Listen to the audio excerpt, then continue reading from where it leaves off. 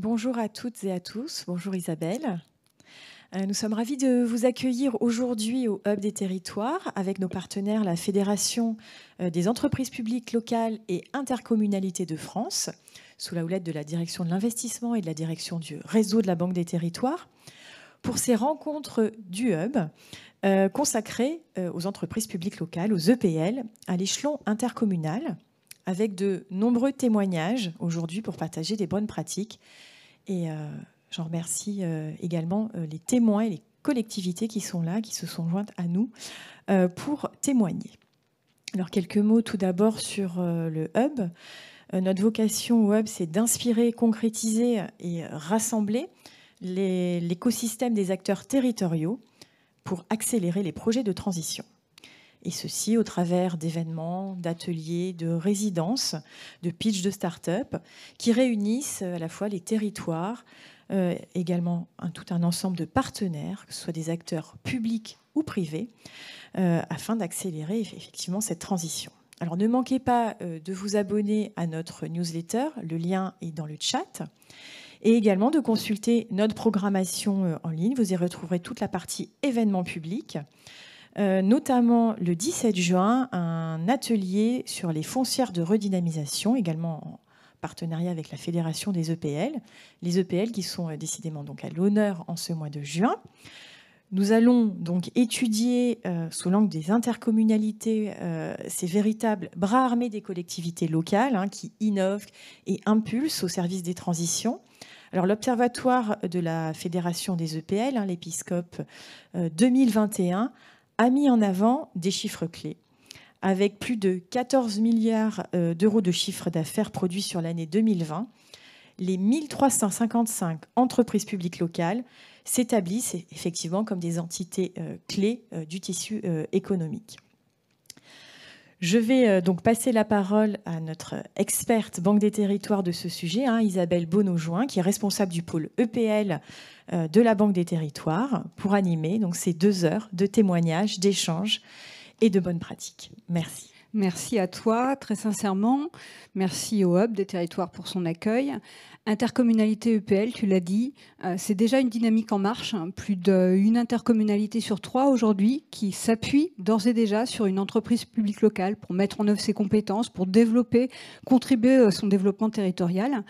Et nous avons souhaité, avec Intercommunalité de France, avec la Fédération des élus des entreprises publiques locales, vous donner à voir sur cette dynamique, sur... au travers des retours d'expérience, au travers de témoignages d'élus et d'experts, partagés sur la manière dont les intercommunalités aujourd'hui peuvent s'appuyer sur les EPL et comment ces dernières contribuent à la transition finalement sur les territoires. Dans la table ronde, dans le webinaire qu'on vous propose et les différentes tables rondes, on va pouvoir aborder le sujet de l'attractivité des territoires, du développement économique, de la production des énergies renouvelables. C'est forcément des choix qui ont été faits. Beaucoup d'autres thématiques auraient pu être abordées, comme le tourisme. Mais c'est déjà un programme qui est relativement ambitieux. 2 heures pour vous donner à voir sur les dynamiques en place sur ces thématiques-là. Ça va être notre challenge pour aujourd'hui. Au nom d'Olivier Sichel, directeur de la Banque des territoires, nous sommes donc particulièrement ravis de vous accueillir aujourd'hui dans ces locaux du Hub des territoires, qui est un endroit qui est extrêmement facilitant pour nous, pour organiser ce type d'initiative, un espace de dialogue et d'ouverture, d'impertinence aussi. On va essayer de s'en rappeler pour les 2 prochaines heures. Un grand merci à l'ensemble des intervenants, très sincèrement, parce que c'est du temps de préparation pour être devant vous aujourd'hui et apporter du contenu. Donc un énorme merci à chacune et chacun d'entre vous. Un grand merci aussi à l'ensemble des équipes qui ont participé à la préparation de ce webinaire. Un merci à l'équipe du Hub pour son soutien et son organisation qui est toujours très précieuse. Un grand merci aussi pour votre mobilisation. Vous êtes aujourd'hui plus d'une centaine à vous être inscrits pour participer à ce webinaire. N'hésitez pas à poser vos questions, vous pouvez le faire sur le chat. J'espère qu'on aura le temps de pouvoir en prendre quelques-unes et avoir un temps d'échange et de répondre, parce que c'est aussi ça qui donne tout l'intérêt de ce webinaire, les échanges interactifs. Vous êtes aussi un certain nombre en présentiel. Merci aussi de votre présence ici. Le webinaire sera sera en replay dans les prochaines heures, prochains jours. On joindra au replay les supports. Donc si jamais vous avez quelques difficultés, en tous les cas, vous retrouverez la matière qui sera mise à votre disposition dans les prochains jours. Et vous pourrez le retrouver sur la plateforme de la Banque des Territoires, comme j'imagine sur la plateforme de la Fédération des EPL et d'intercommunalités de France. Le programme du Hub est très dense, tu l'as dit. Vous allez effectivement retrouver dans le chat les liens vers le programme du Hub. Et d'ores et déjà, nous vous donnons rendez-vous pour vendredi prochain et le 5e atelier du Réseau national des foncières de redynamisation. Et sans plus attendre, je vous propose que nous entrions dans le vif du sujet avec notre première table ronde. Et pour ce faire, j'invite monsieur Franck Maslu et monsieur Esteban Pradviel à me rejoindre.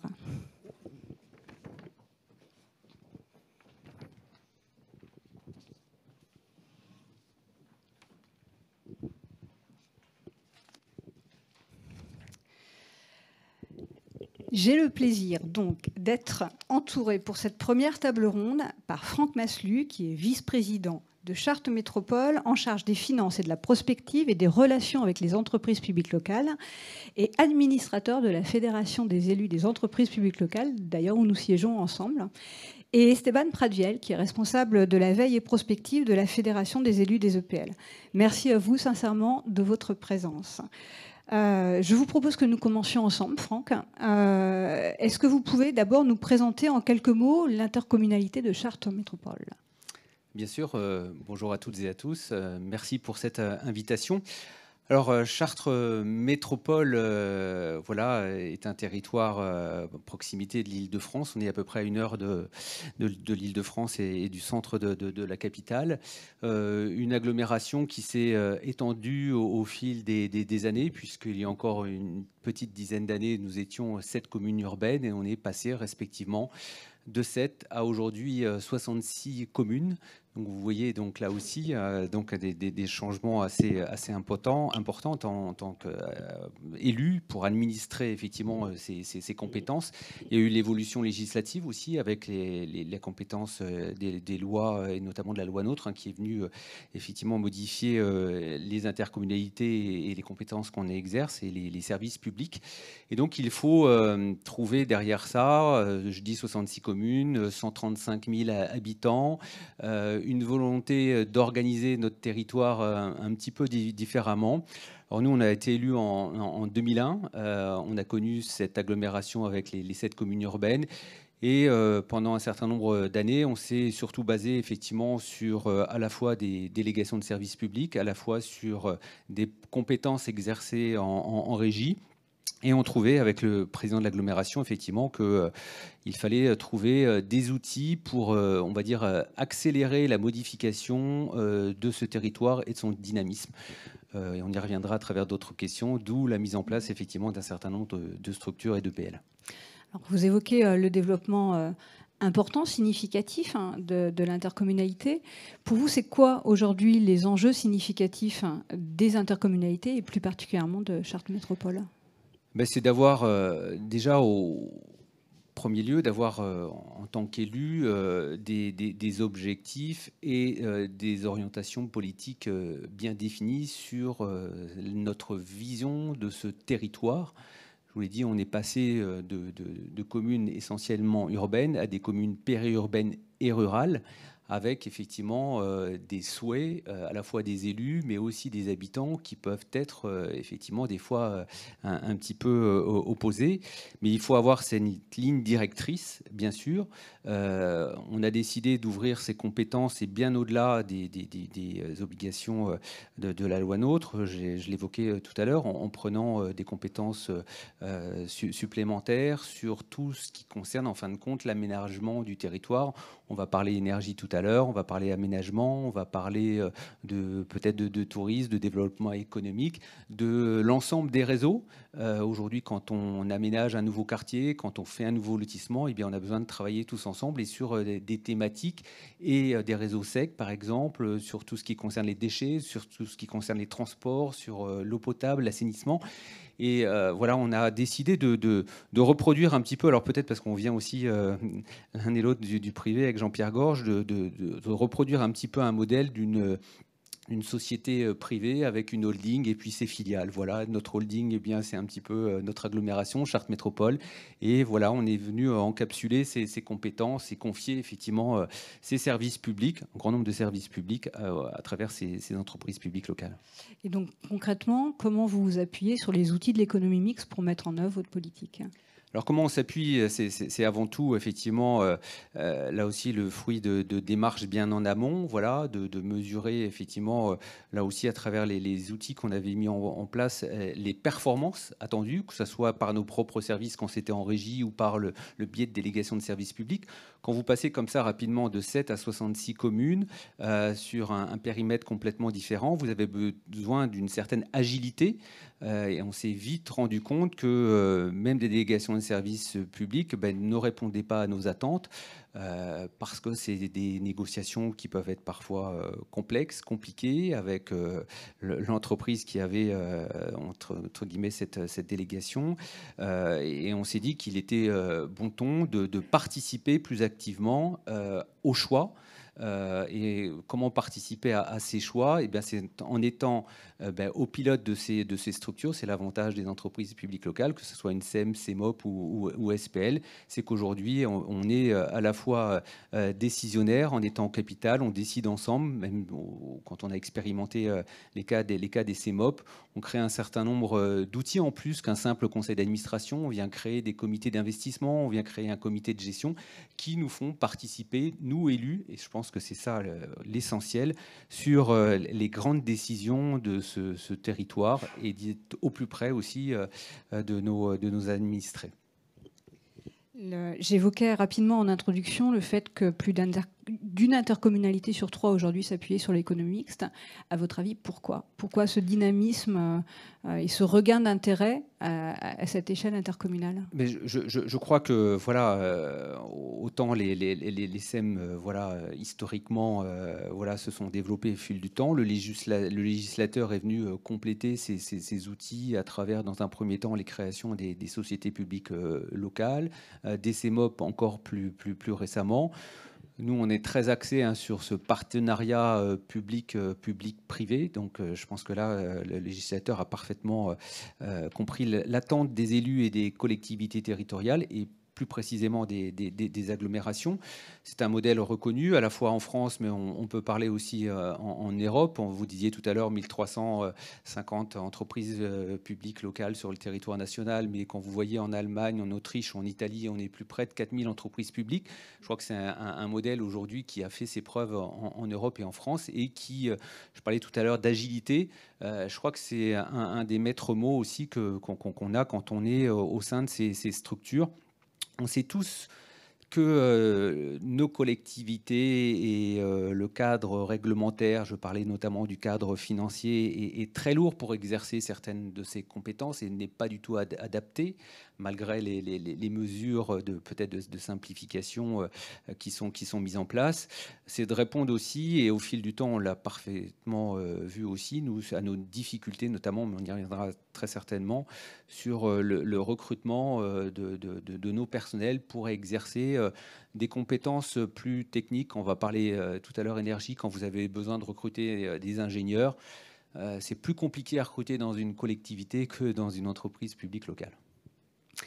Vous avez raison, en tous les cas, ce n'est pas une spécificité française et c'est important de l'avoir en tête. Plus de 30 000 EPL à l'échelle européenne. Je regarde Esteban Pratviel pour savoir si mes chiffres sont les bons. C'est même 32 000. Voilà, merci. Et en tous les cas, nous, à l'économie mixte, à la Banque des Territoires, on y croit. On est particulièrement mobilisés. À l'échelle intercommunale comme aux autres d'ailleurs, la dynamique, elle est là. La structuration, la stratégie de gamme qui a été adoptée par la Fédération des élus des entreprises publiques locales aux côtés de la SEM, la SPL que vous évoquiez, la CEMOP. En tous les cas, nous, on souhaite pouvoir accompagner le développement de l'économie sur les territoires parce qu'on est convaincu qu'elles ont un rôle moteur, un rôle d'accélérateur du développement territorial.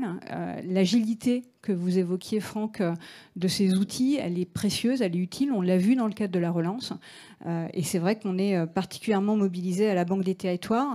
On est partenaire aujourd'hui de plus d'une EPL sur 3. Et dans tous nos métiers, c'est aussi une des forces de la Banque des Territoires de pouvoir accompagner les EPL très largement, que ce soit en tant qu'investisseur et donc actionnaire dans la durée aux côtés des collectivités locales, mais aussi en tant que prêteurs dans une logique court, moyen, long, voire très long terme avec les prêts sur fonds d'épargne. Et c'est vrai qu'on a cette volonté, en tous les cas, d'être vraiment aux côtés des collectivités locales, dont les intercommunalités dont on parle aujourd'hui, pour pouvoir vous accompagner. Et quels que soient les secteurs d'intervention qui sont ceux des besoins exprimés sur les territoires et qui correspondent le plus souvent aux axes stratégiques de la Banque des Territoires, historiquement dans la construction du logement, avec nos premières SAIEM, mais aussi dans les EPL d'aménagement, le développement économique, la production de NR dont on va parler aussi dans notre 3e table ronde, la mobilité, le tourisme. En tous les cas, les champs d'intervention sont extrêmement larges et on est très mobilisés. Et c'est pas juste une déclaration de principe, peut-être 2 focus, 2 chiffres. 11 millions d'euros, c'est ce que la Banque des Territoires a investi dans l'économie mixte c'est ce que la Caisse des dépôts investissait avant la création de la Banque des Territoires en 2017. Et l'année dernière, on a investi plus de 265 millions d'euros aux côtés des collectivités locales pour accompagner la relance dans les territoires. Donc c'est cette ambition, en tous les cas, qu'on affiche, elle se traduit très concrètement avec ces deux indicateurs-là. Et puis évoquer peut-être un partenariat que nous partageons avec la Fédération des entreprises publiques locales, avec la structuration du réseau national des foncières de redynamisation qui a été créé il y a 1 an dans le cadre du plan de relance pour favoriser l'attractivité des territoires. Et on va l'aborder à l'occasion de la 2e table ronde avec notamment l'exemple de Clermont-Ferrand. On a là une préoccupation qui parle à l'ensemble des collectivités et particulièrement les intercommunalités. Et aujourd'hui, c'est plus de 60 projets qui ont d'ores et déjà été créés. Et on a encore identifié sur les territoires une centaine de projets de foncières de redynamisation. Donc la dynamique est là et en tous les cas, on est mobilisé pour l'accompagner. Esteban Pradviel, donc vous êtes responsable de la veille et prospective à la Fédération des élus des entreprises publiques locales. On a commencé, en rentrant dans le vif du sujet avec Franck Maslu, à parler des EPL, mais peut-être déjà vous nous donner quelques éléments du panorama, de quoi on parle quand on parle d'économie mixte aujourd'hui, quelles sont les différentes composantes de la gamme, et puis après peut-être faire le focus sur la dynamique à l'échelle des intercommunalités. Bonjour à tous, merci beaucoup Isabelle pour cette introduction et Monsieur Maslu pour votre présentation en introduction. Je vais peut-être récupérer la télécommande pour passer les slides de la présentation que je vais utiliser. Je vais vous donner quelques éléments d'introduction, de présentation des entreprises publiques locales, en faisant quelques rappels tout d'abord. Le premier, tout d'abord, sur les entreprises publiques locales, qu'est-ce qu'elles sont ? Ce sont des entreprises à forme sociétaire qui exercent des missions d'intérêt général et strictement des missions d'intérêt général et dans lesquelles les collectivités territoriales détiennent 50% du capital ou moins de 50% du capital si elles détiennent un pouvoir dans la gouvernance de la société, à minima une minorité de blocage. Aujourd'hui, on recense 1355 EPL en activité, 886 SEM, 434 SPL et 35 CEMOP. Je vais y revenir un petit peu plus après. Elles représentent plus de 14 milliards d'euros de chiffre d'affaires sur l'année 2020, comme cela a été rappelé en introduction. Elles pèsent, si je peux m'exprimer ainsi, plus de 62 000 emplois. Et par exemple, si on s'intéresse aux différents secteurs d'activité, mais là aussi je vais y revenir un petit peu après, elles gèrent par exemple plus de 600 000 logements sociaux en France, ce qui n'est pas rien. Je vous disais que j'allais vous donner quelques éléments de précision sur la gamme EPL en vous détaillant les différentes composantes de la gamme des EPL, À titre de rappel, on compte tout d'abord sur la société d'économie, qui est la composante d'entreprise publique locale la plus ancienne, qui date quasiment des années 1910, les premières SEM qui ont été constituées. Elles réunissent au sein de leur gouvernance les collectivités territoriales et un certain nombre de partenaires, des institutions financières comme la Banque des Territoires par exemple, mais aussi d'autres acteurs comme des grands groupes ou même des associations, des citoyens.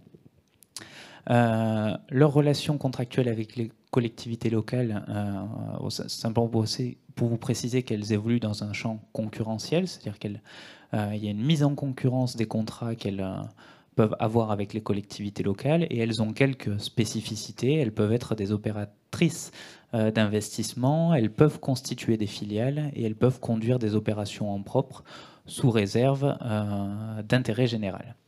La deuxième composante de la gamme, c'est la société publique locale, qui a été créée en 2006 dans le domaine de l'aménagement et dont le champ d'intervention a été élargi en 2010, qui est un outil de coopération entre collectivités territoriales, qu'elles soient d'échelons équivalents ou d'échelons différents. Dans leur relation avec les collectivités locales, il y a une attribution in-house de leur mission, à condition que les collectivités territoriales exercent un contrôle analogue à celui qu'elles exercent sur leur administration. Et ce sont avant tout, comme je vous le disais, des opérateurs de coopération entre collectivités locales. Et la dernière née de la gamme, c'est la CEMOP, qui réunit donc une collectivité territoriale avec un opérateur privé et éventuellement un tiers investisseur. Dans ce cas-là, c'est un montage qui est un petit peu plus complexe, dans lequel on met en concurrence à la fois l'actionnaire opérateur et à la fois le contrat. Et ce sont des sociétés de projet voilà, qui sont créées uniquement dans le cadre de ce projet et qui disparaissent lorsque ce projet a été réalisé. J'en viens au lien entre les intercommunalités, enfin après ces quelques rappels, au lien entre les intercommunalités et les entreprises publiques locales, avec une première représentation graphique qui vous montre l'évolution de la répartition du capital social dans les EPL. Et on peut voir sur la droite, à partir du recensement que nous avons fait en 2021, une répartition la part détenue par les différents échelons de collectivités territoriales dans les entreprises publiques locales. On peut voir que c'est l'échelon communal qui domine, avec 16% du capital des EPL qui est possédé par les communes, juste devant les intercommunalités qui en possèdent 14%. Les départements viennent ensuite avec 11% des parts, puis viennent les régions, les collectivités spéciales et les structures de coopération. Ce qui est intéressant dans ce graphique, avant tout, c'est de voir l'évolution, comme on peut le voir de la gauche vers la droite. Et ce qu'on peut voir, c'est que la courbe des parts détenues par les communes et celle des parts détenues par les intercommunalités, si on prend comme point de départ 2014, on voit des évolutions qui sont parfaitement contraires, avec un croisement des courbes qui devrait se faire dans les prochaines années et qui montre bien une intercommunalisation croissante de l'économie mixte locale, qui s'explique notamment par la montée en puissance des intercommunalités depuis les différentes étapes de la réforme des collectivités territoriales, et notamment les lois MAPTAM et les lois NOTRe. Pour le représenter autrement, je vous ai mis ici un graphique qui présente la collectivité territoriale de référence dans les EPL qui ont été créées depuis 2014. On voit bien ici cette trajectoire d'intercommunalisation de l'économie mixte locale, puisque dans 55% des EPL qui ont été créés depuis 2014, on retrouve une intercommunalité ou une structure de coopération référente. 41% une intercommunalité, dans 14% des cas une structure de coopération, et à contrario, les communes sont référentes dans 31% des cas. Ce qui amène ici, là aussi, une autre manière de présenter cette intercommunalisation de l'économie mixte locale, c'est qu'aujourd'hui, on retrouve dans 41% des cas une commune référente dans les EPL au global, et dans 31% une intercommunalité. Et on peut voir l'évolution entre 2021 et 2015, où le poids des intercommunalités structures de référence a augmenté. Enfin, on a une évolution de 11 points, quand dans les communes, ça a évolué, on a eu une augmentation de 6 points. Après vous avoir montré ces différentes évolutions et cette intercommunalisation de l'économie mixte locale, j'en viens à vous décrire les EPL intercommunales, c'est-à-dire les EPL dans lesquelles les intercommunalités sont la collectivité territoriale de référence. Il y en a aujourd'hui 376, donc sur les 1355 qui existent aujourd'hui, 185 SEM, 178 SPL et 13 CEMOP. Elles interviennent dans l'ensemble des domaines d'intervention de l'économie mixte locale, le tourisme, la culture et les loisirs, l'aménagement, l'environnement et les réseaux, l'habitat et l'immobilier, le développement économique, la mobilité et l'action sociale et la santé. On peut voir cette appropriation par les intercommunalités de l'outil EPL dans l'ensemble des domaines d'intervention de l'action publique territoriale. Avec toutefois, au-delà de la hiérarchie qui vous est présentée dans ce graphique, une surreprésentation dans certains domaines, et particulièrement celui de la mobilité, où notamment on a voilà, dans les communes urbaines, dans les zones urbaines, des intercommunalités qui se sont approprier des outils tels que les EPL pour gérer des réseaux de transport, par exemple, et également dans l'action sociale et la santé, et je vais y revenir après, dans certains domaines d'activité comme celui de la petite enfance. Je vous présente ici un nouveau graphique qui vous montre l'activité principale des EPL intercommunales créées depuis 2014. On peut voir en substance, d'ailleurs, les conséquences des lois MAPTAM et NOTRe avec les transferts de compétences des communes vers les intercommunalités, mais aussi des départements vers les intercommunalités. On en a un certain nombre qui ont été créés, et par exemple 28 qui ont été créés pour gérer des offices de tourisme. On en a eu 20 s'agissant des opérations d'aménagement, et également dans un certain nombre de domaines liés à la transition énergétique, dans la production et la distribution d'énergie, et particulièrement dans la production d'énergie renouvelable, dans l'eau et l'assainissement, dans la collecte, le tri et la valorisation des déchets. On en a eu aussi un certain nombre dans la petite enfance, dans l'eau et l'assainissement, dans les transports urbains et dans la gestion des parcs de stationnement. Donc des domaines d'activité assez larges, mais on retrouve ici les principales compétences des intercommunalités.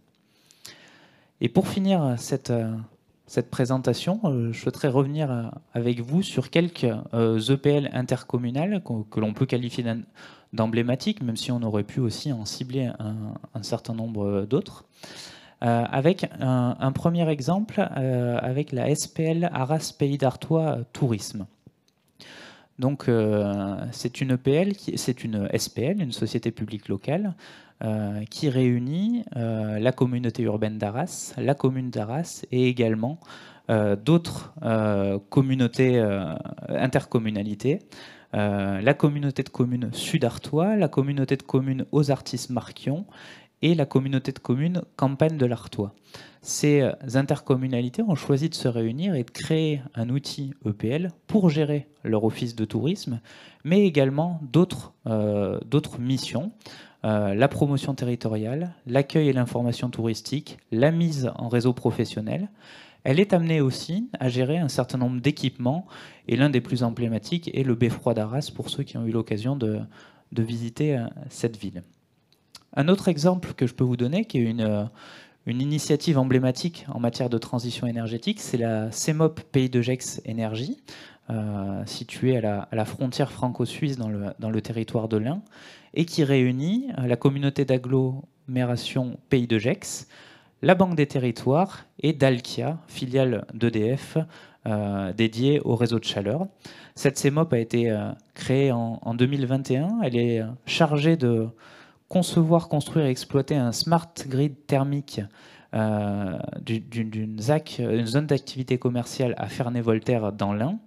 Et en fait, elle récupère la chaleur qui est produite en Suisse par le CERN, donc le Centre européen pour la recherche nucléaire, elle l'achemine pour chauffer une zone d'activité commerciale en France, et elle est amenée d'ailleurs à chauffer une plus grande zone à l'avenir lorsque le projet sera plus mature.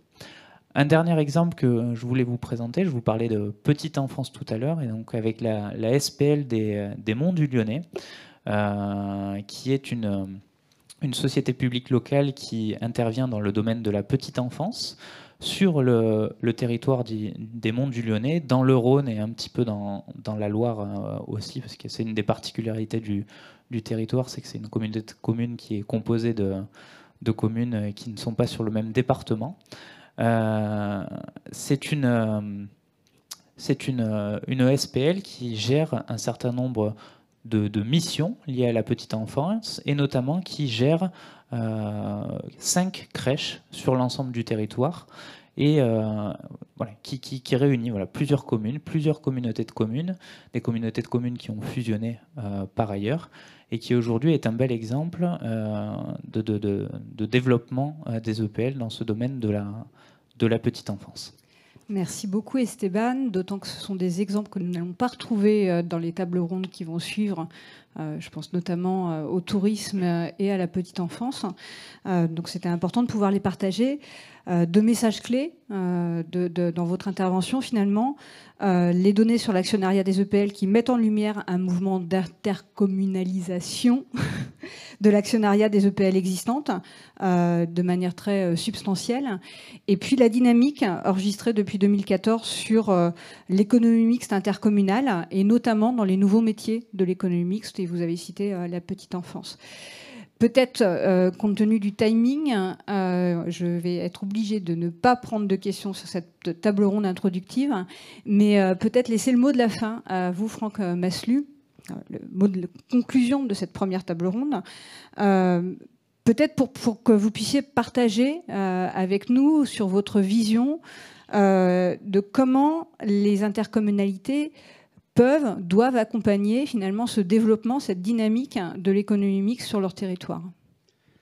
Il y a peut-être effectivement à travers ça deux conseils, surtout quand l'intercommunalité a géré, comme c'est le cas à Chartres Métropole, une douzaine d'EPL, c'est de s'organiser.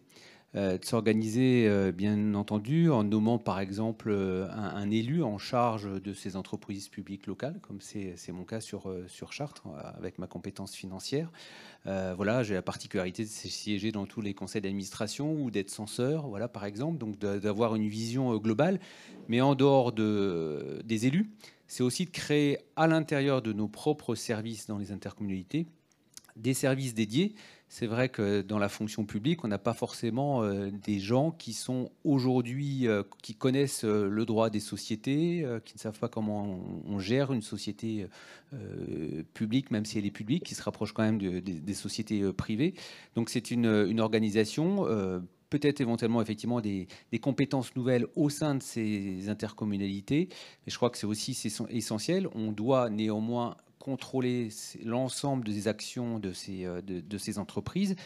Et puis, nous, par exemple, vous voyez, tous les mois, on réunit l'ensemble des présidents et des directeurs de ces entreprises pour partager, effectivement, dans le cadre de nouveaux projets ou cette vision de territoire que j'évoquais en introduction. Ça, c'est peut-être le premier conseil. Le deuxième, bien, c'est, je vais me répéter, c'est de mettre l'élu voilà, au cœur de ce dispositif. Alors, forcément, quand on est au PDG voilà, ou président d'un conseil d'administration, c'est forcément le cas. Nous, on a fait le choix aussi qu'un vice-président en charge des transports était président de la SPL Transport qui a été créée. Donc, voilà, ça simplifie aussi effectivement ces démarches. On a un rôle, avant tout, et ce que fait aussi très bien la Fédération des EPL, c'est de formation des élus. Tout le monde n'a pas effectivement l'habitude de gérer un conseil d'administration. C'est le rapport aussi entre les décisions qui peuvent être prises au sein d'un conseil d'administration et ce qui doit passer aussi dans nos instances au niveau des intercommunalités. On l'a dit aussi dans le cas des préconisations du livre blanc aussi, parce qu'on peut se faire critiquer là-dessus en disant mais derrière ça vous externalisez et entre guillemets il n'y a que la majorité de l'agglomération qui a connaissance de ces dossiers. Non, il faut forcément aussi, ce qui a été le cas à Chartres, d'intégrer une place dans ces conseils d'administration à notre opposition pour les mettre au cœur aussi de ce dispositif. Donc voilà, c'est un petit peu ces deux conseils que je préconiserais. Voilà, donc s'organiser et puis encore une fois que l'élu reste maître et soit aussi bien entendu formé par rapport à l'ensemble de ces démarches. Parfait. Merci beaucoup pour ces deux témoignages très éclairants. J'ai le plaisir de passer le relais à Carole Repart pour la deuxième table ronde et je vous retrouve dans quelques minutes.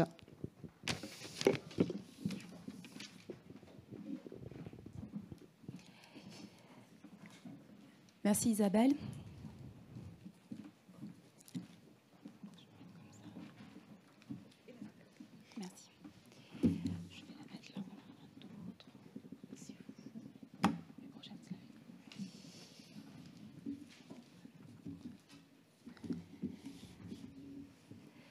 Sur cette deuxième table ronde, on vous propose d'aborder la question de l'attractivité des centres-villes et du développement économique des territoires. Donc, pour participer, nous avons Marion Canales, conseillère communautaire de Clermont-Auvergne Métropole, présidente de la SEM Assemblia et de la SPL Clermont-Auvergne. Jean-Marc Vasse, vous êtes conseiller communautaire de Caussen Agglo et président de Caussen Développement. Sophie Ferracci, vous êtes directrice régionale de la Banque des territoires Centre-Val de Loire.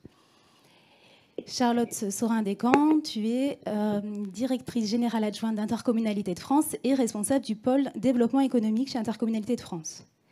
Donc, je vous propose de commencer cette deuxième table ronde par un cadrage, par Intercommunalité de France, des enjeux qui se posent pour les intercommunalités dans la conduite des politiques de développement économique et d'attractivité des centres-villes. Merci Carole. Donc, bonjour à tous. Donc, pour simplifier grandement le sujet du développement économique des intercommunalités, je vais simplement pointer sur deux aspects qui sont aujourd'hui des sujets sensibles en territoire sur le champ économique. Un premier aspect qui est la dynamique ou la déprise, selon le regard qu'on y donne, des centres-villes, donc qui en fait ont été victimes pour partie de l'étalement urbain et du départ progressif d'une partie de la population en périphérie. Et en fait, on a aussi assisté à un recul du commerce de centre-ville pour accompagner cette évolution, et donc des centres-villes qui ont pâti d'une croissance en périphérie. Donc c'est vrai que les territoires, de manière assez visible pour une bonne partie d'entre eux, notamment en ville moyenne, sont confrontés à cette désertification et cette déprise des centres-villes. Et on a notamment via les programmes d'action Petites Villes de demain et Action Cœur de Ville, une action volontariste dans ce domaine, aux côtés de nos grands partenaires, mais c'est un sujet qui est complexe à traiter. Parfois, lorsque l'intercommunalité y parvient, elle le pilote directement en travaillant en amont avec les occupants de ces locaux commerciaux, et elle y travaille dès qu'elle le peut et dès qu'il y a une forme de vacances, mais ce n'est pas toujours possible quand la situation est déjà très, très dégradée, et on arrive à des pilotages d'opérations très complexes qui articulent à la fois des logiques d'habitat, de mobilité, de commerce. Et c'est vrai que à la fois en termes de coûts et de pilotage, ce sont des opérations qui sont, pour certaines, hors de portée des compétences internes aux intercommunalités, et qui peuvent avoir un intérêt à être confiées à un opérateur externe dont les EPL peuvent faire partie. Donc ça, c'est un premier aspect très visible. Mais en matière d'accompagnement économique, on a aussi un accompagnement à la transition qui est beaucoup plus délicat et à percevoir, mais qui est majeur, qui est l'accompagnement au changement des entreprises dans leur dans leur façon d'évoluer sur les territoires et dans leur propre process. Et là encore, on a un effort majeur des intercommunalités, puisque dans le cadre de la dernière enquête quinquennale qu'on a conduite auprès de nos 1000 adhérents, dont 300 donc, ont bien voulu répondre, 93% des intercommunalités sont désormais outillées d'un service de développement économique, ce qui n'était pas le cas il y a 5 ans, puisque ce chiffre était plutôt de l'ordre de 85%. Donc on voit qu'on a une professionnalisation interne des collectivités pour accompagner les entreprises de leur territoire. Mais là encore, parfois ce sont des moyens très réduits, hein, c'est 1 ou 2 équivalents temps plein consacrés pour accompagner les entreprises. Donc non seulement les moyens quantitativement sont restreints, mais ils sont aussi restreints en termes d'expertise, puisque dès lors qu'il faut accompagner l'évolution, la croissance d'une entreprise sur un territoire, on fait appel à une technicité très large. Ça va du sujet financier à la question d'un dépôt de marque et de propriété intellectuelle. Ça peut aller à des logiques d'implantation foncière, immobilière, mais pas que. Donc c'est vrai que là aussi, pouvoir s'appuyer sur une structure externe en charge du développement, pour être très clair, une agence de développement ou une agence d'attractivité qui est sous format de PL, c'est vrai que ça donne une plus grande souplesse et une plus grande capacité à interagir avec les entreprises dans un langage commun, puisque parfois aussi les intercommunalités sont un peu en difficulté pour dialoguer avec le monde de l'entreprise qui leur est parfois très étranger. Ce n'est pas toujours le cas, mais ça peut être le cas. Donc on voit bien qu'il y a dans ces 2 dimensions, une dans le soft et une plus dans le hard de l'aménagement, un intérêt fort à ce que les territoires puissent s'appuyer sur des structures dédiées qui apportent une puissance d'action et une compétence complémentaire à ce que peut fournir elle-même l'intercommunalité en régie. Voilà pour ce rapide cadrage. Donc c'est clair que cet appui à la transition économique, il est volontiers articulé en bonne entente avec des partenaires extérieurs que peuvent être les EPL. Merci Charlotte. Donc, comment les EPL répondent à ces enjeux? Marion Canales, donc vous présidez la SEM Assemblia, la SPL Clermont-Auvergne. Je crois qu'une foncière de redynamisation est en cours de création. Il faut une palette d'intervention aussi large pour intervenir sur la complexité de l'attractivité des centres-villes et pour répondre aux enjeux de Clermont-Auvergne Métropole.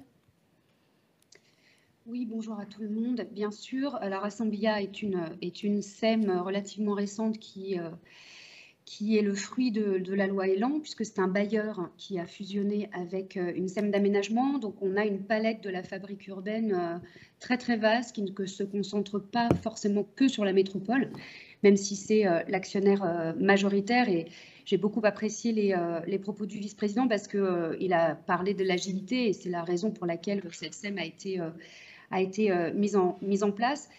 Aujourd'hui, on a avec Assemblia le projet d'une foncière qui est quasiment abouti.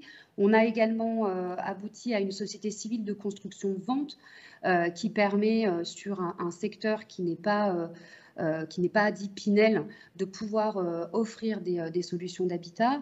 On a également été à l'initiative d'une société qui s'appelle Ombrière d'Auvergne, parce qu'aujourd'hui, la fabrique urbaine, y compris dans les petits bourgs et les reconquêtes de centre-ville, elle se fait également sur l'aspect transition écologique. Donc, on a toute une palette de dispositifs créés par notre SEM pour répondre finalement aux projets des collectivités qui sont par essence mixte.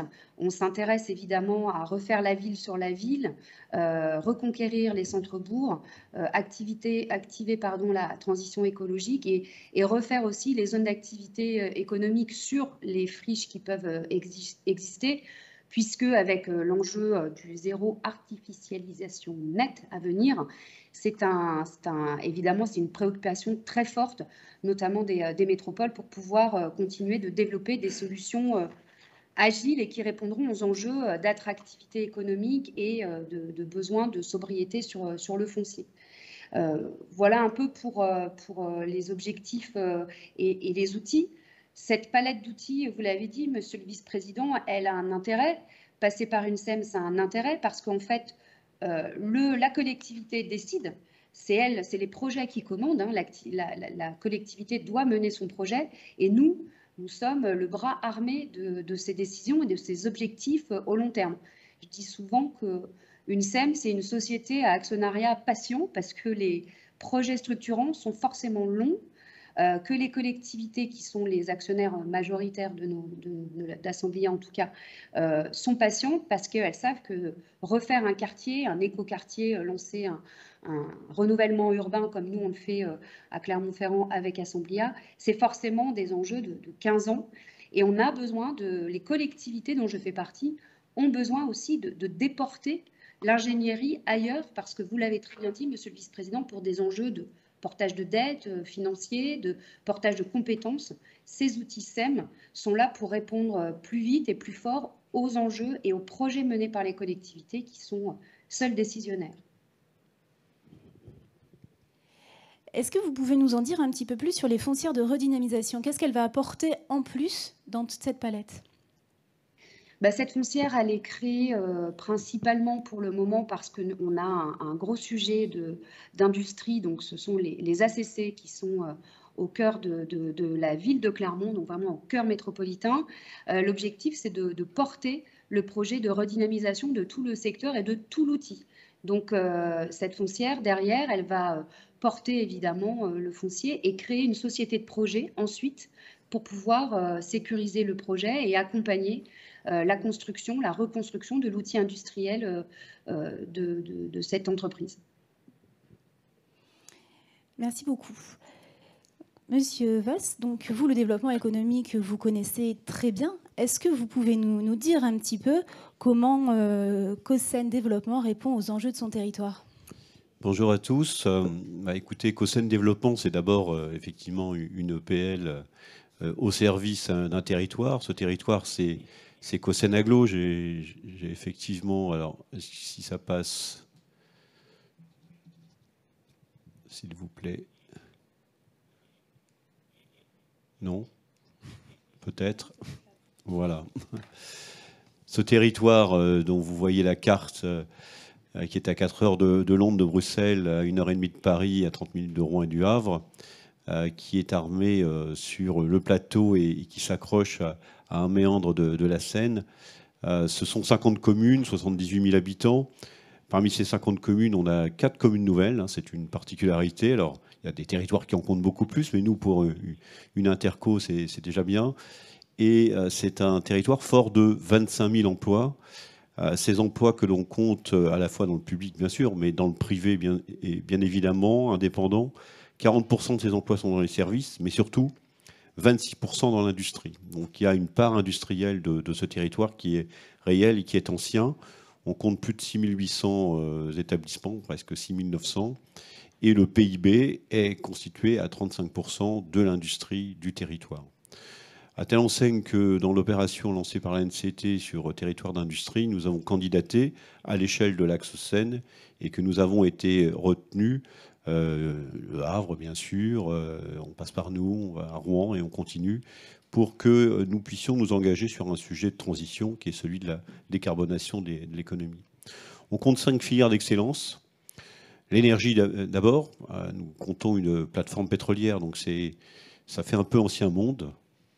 Mais il y en a d'autres qui ont connu avec le charbon. Donc on voit bien ce qui peut nous arriver. Et c'est tout l'enjeu pour nous, notre territoire, c'est de s'y préparer et de savoir comment on assure ces transformations. Il y a la chimie fine aussi. Donc forcément, c'est pas loin du pétrole. Nous avons de l'aéronautique, de la pharmaceutique et aussi de la logistique. Ce sont les filières d'excellence que nous comptons sur le territoire. Et c'est dans ce cadre-là que nous essayons d'assurer les transitions nécessaires, à la fois pour chacune des entreprises, mais plus largement pour tout l'écosystème, parce qu'on ne réussira cela que si on embarque tout le monde. Et c'est la raison pour laquelle notre prédécesseur à l'Interco, Jean-Claude Vess, qui a été un ardent défenseur de l'intercommunalité bien avant d'autres, Virginie Carollo, qui est la présidente de COSEN Aglo, a souhaité effectivement que nous puissions nous doter de l'outil nécessaire, qui est donc cette SPL créée en 2017.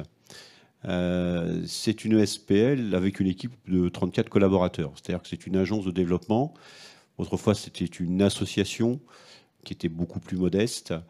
Et le souhait, c'était de se doter de quelque chose qui soit à la fois stable et aussi collectif. Parce que l'actionnariat permet cela. C'est-à-dire que l'agglo est bien sûr l'actionnaire majoritaire, mais les communes centres du territoire, puisqu'on est polycentrique, sont également actionnaires, ce qui nous permet d'emporter l'essentiel, on a 7 actionnaires au total, l'essentiel du territoire. Alors, pourquoi faire ? Bien sûr, développement économique et attractivité, l'aménagement. Une particularité de notre agence, c'est de s'occuper des ressources humaines, des compétences, emploi et formation. Et puis, sans oublier le commerce, on parlait des revitalisations de centre-ville et de centre-bourg. On est engagé dans une opération PVD, on n'est pas à l'échelle des cœurs de ville. Et c'est l'agence qui est en charge du travail. Alors, pour aménager les espaces économiques, bien évidemment, et favoriser les implantations, pour développer le tissu économique existant et assurer ses transitions, pour aussi aider à un sujet qui fait l'objet d'une bascule actuellement, c'est le problème des ressources humaines. Toutes les entreprises sont en manque de compétences. C'est quand même incroyable, ça s'est passé en quelques années, avec une diminution du chômage qui est réelle, mais au-delà de ça, chacun rencontre des difficultés et nous disposons d'une maison des compétences, de sorte que nous pouvons accompagner aussi le développement des entreprises par l'emploi, par la formation. Et bien sûr, aller travailler à l'exogène pour forcer notre attractivité et amener des entreprises à s'installer sur notre territoire. Mais ce que je dirais, c'est que si ces compétences-là d'une agence, qui sont relativement classiques, ce qui est important, c'est de les conduire à la manière d'une entreprise publique locale, c'est-à-dire avec cet esprit d'entreprise, ce qui est la première des conditions pour réussir le dialogue avec le monde économique. Dans l'esprit du réseau, nous devons être effectivement à la manœuvre pour connecter chacun des réseaux institutionnels, mais également des réseaux d'entreprises qui sont constitués depuis longtemps. Alors, institutionnel, on travaille avec l'Agence de développement économique de la région Normandie, on travaille avec son agence d'attractivité. Nous travaillons bien sûr avec les réseaux consulaires, nous travaillons aussi avec vous parliez de propriété intellectuelle tout à l'heure, je pense que c'est un bon sujet. Les entreprises sont souvent loin de ces questions-là. On a pu mettre en place un partenariat avec les NPI pour justement permettre à chacune des entreprises de s'acculturer à ces questions de protection de ce qu'elles font. Et puis, comme vous le savez, l'Axocène aujourd'hui est caractérisé par un grand port, l'AROPA, du Havre, Rouen et Paris. Et forcément, nous sommes avec toutes ces questions du fleuve qui importent pour nous, pour nos installations en bord de Seine. Je veux parler aussi du réseau des entreprises parce que depuis plus de 50 ans, autour de la plateforme pétrolière s'est constituée une association de l'ensemble des entreprises qui forment l'écosystème, qui s'appelle Incase.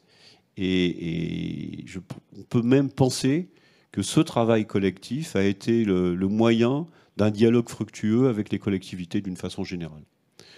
Et puis je ne voudrais pas oublier ce que nous pouvons faire autour de l'innovation avec le réseau Rétis notamment, ce que nous pouvons faire aussi autour de l'énergie, avec Normandie Énergie. Enfin bref, la capacité à pouvoir travailler avec les réseaux et mettre ces réseaux au service du tissu économique du territoire.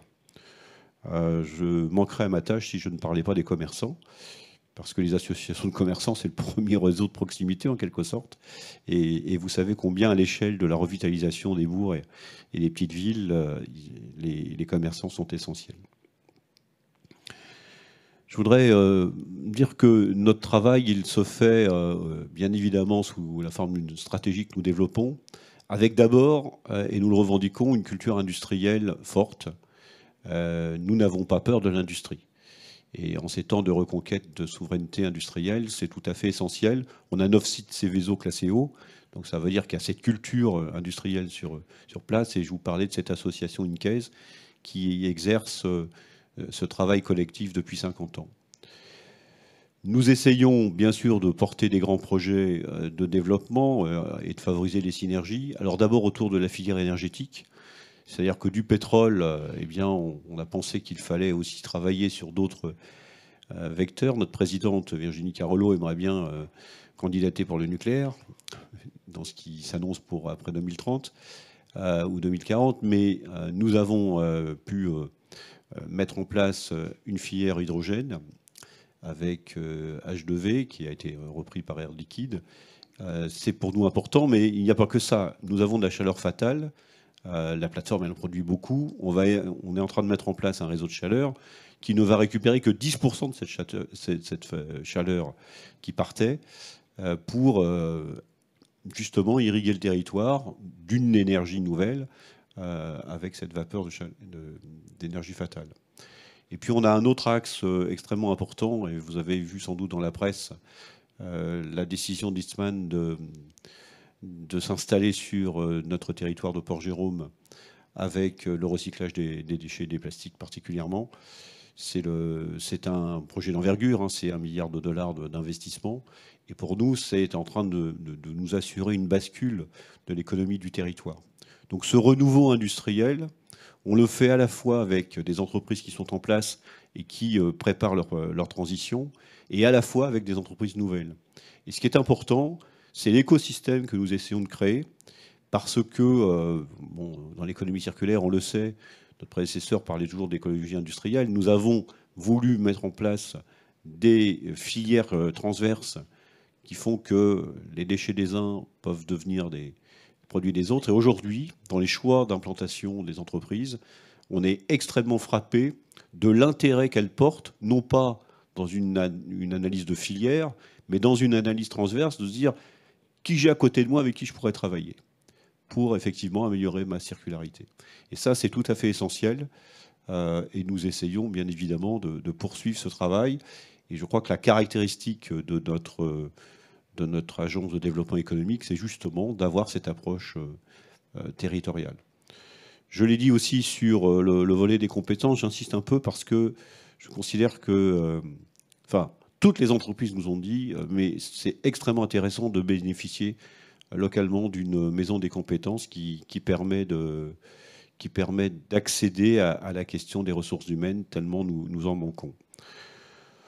Peut-être, pour terminer sur l'agence, peut-être vous dire qu'en 5 points, la première des choses, c'est notre capacité à fédérer et à animer l'ensemble des parties prenantes d'un territoire qui fait écosystème.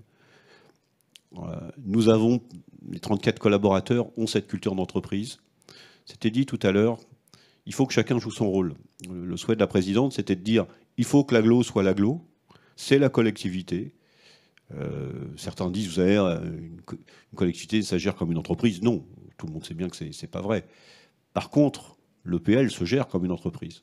Et donc, il faut que chacun joue son rôle et que la culture de l'administration soit bien la culture de l'administration territoriale et qu'elle ait son bras armé qui a une autre culture et qui doit être en capacité de parler aussi bien aux collectivités, ses actionnaires, que de parler aux entreprises qui attendent de l'agilité, de la réactivité, de la volonté du résultat, parce que efficacité, résultat, bien évidemment.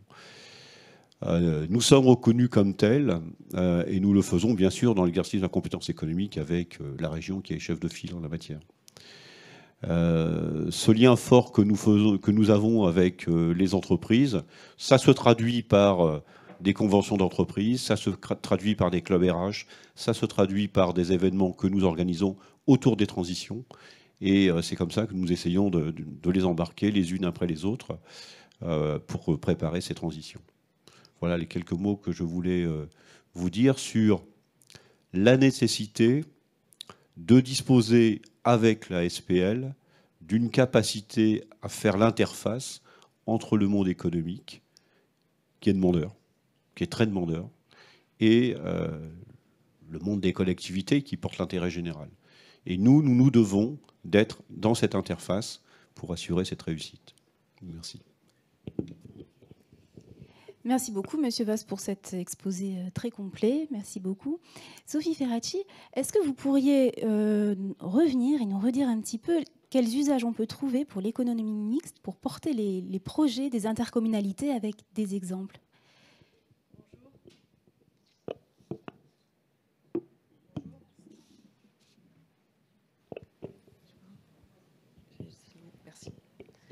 Bonjour. Bonjour à tous. Merci pour cette question. Et donc pour rebondir, puisqu'effectivement on voit que le rôle effectivement des deux EPL sont vraiment très très larges, très variés. Et si on reste dans cette thématique effectivement de transition, je pense qu'on peut tout à fait la décliner, puisqu'on voit bien le rôle que les EPL ont joué dans la transition déjà industrielle. Donc là je rebondis complètement sur les propos de Monsieur Vasse, et puis ça fait vraiment écho à la stratégie que souhaite porter la Banque des Territoires, c'est-à-dire que pendant longtemps, ça a été plutôt de l'aménagement de bureaux d'entreprises tertiaires. Et là, on voit bien que maintenant, l'objectif, c'est de faire venir vraiment des industries qui fixent en fait les emplois sur un territoire, sur un bassin de vie. Donc ça, je reviendrai dans quelques instants avec un exemple, notamment à Romorantin. La transition énergétique, évidemment. Là-dessus, ce sera le thème de notre troisième table ronde, donc je ne le détaillerai pas davantage, si ce n'est pour parler justement de la région Centre-Val de Loire. Donner un exemple intéressant, c'est la SEM GEDIA, qui est en fait attributaire d'une DSP dans le domaine de l'eau. Voilà, c'est assez rare pour le souligner. Je trouvais ça intéressant de le partager avec vous aujourd'hui. Après, la transition des cœurs de ville, là aussi, Madame Sorin en a parlé. Et donc là, c'est vraiment tout le rôle vraiment d'assemblier qu'on va trouver avec ces EPL dans les programmes Action Cœur de Ville, Petite Ville de demain, qui sont complètement structurants pour la Banque des Territoires. Là aussi, je reviendrai dans quelques instants sur l'exemple de Vierzon.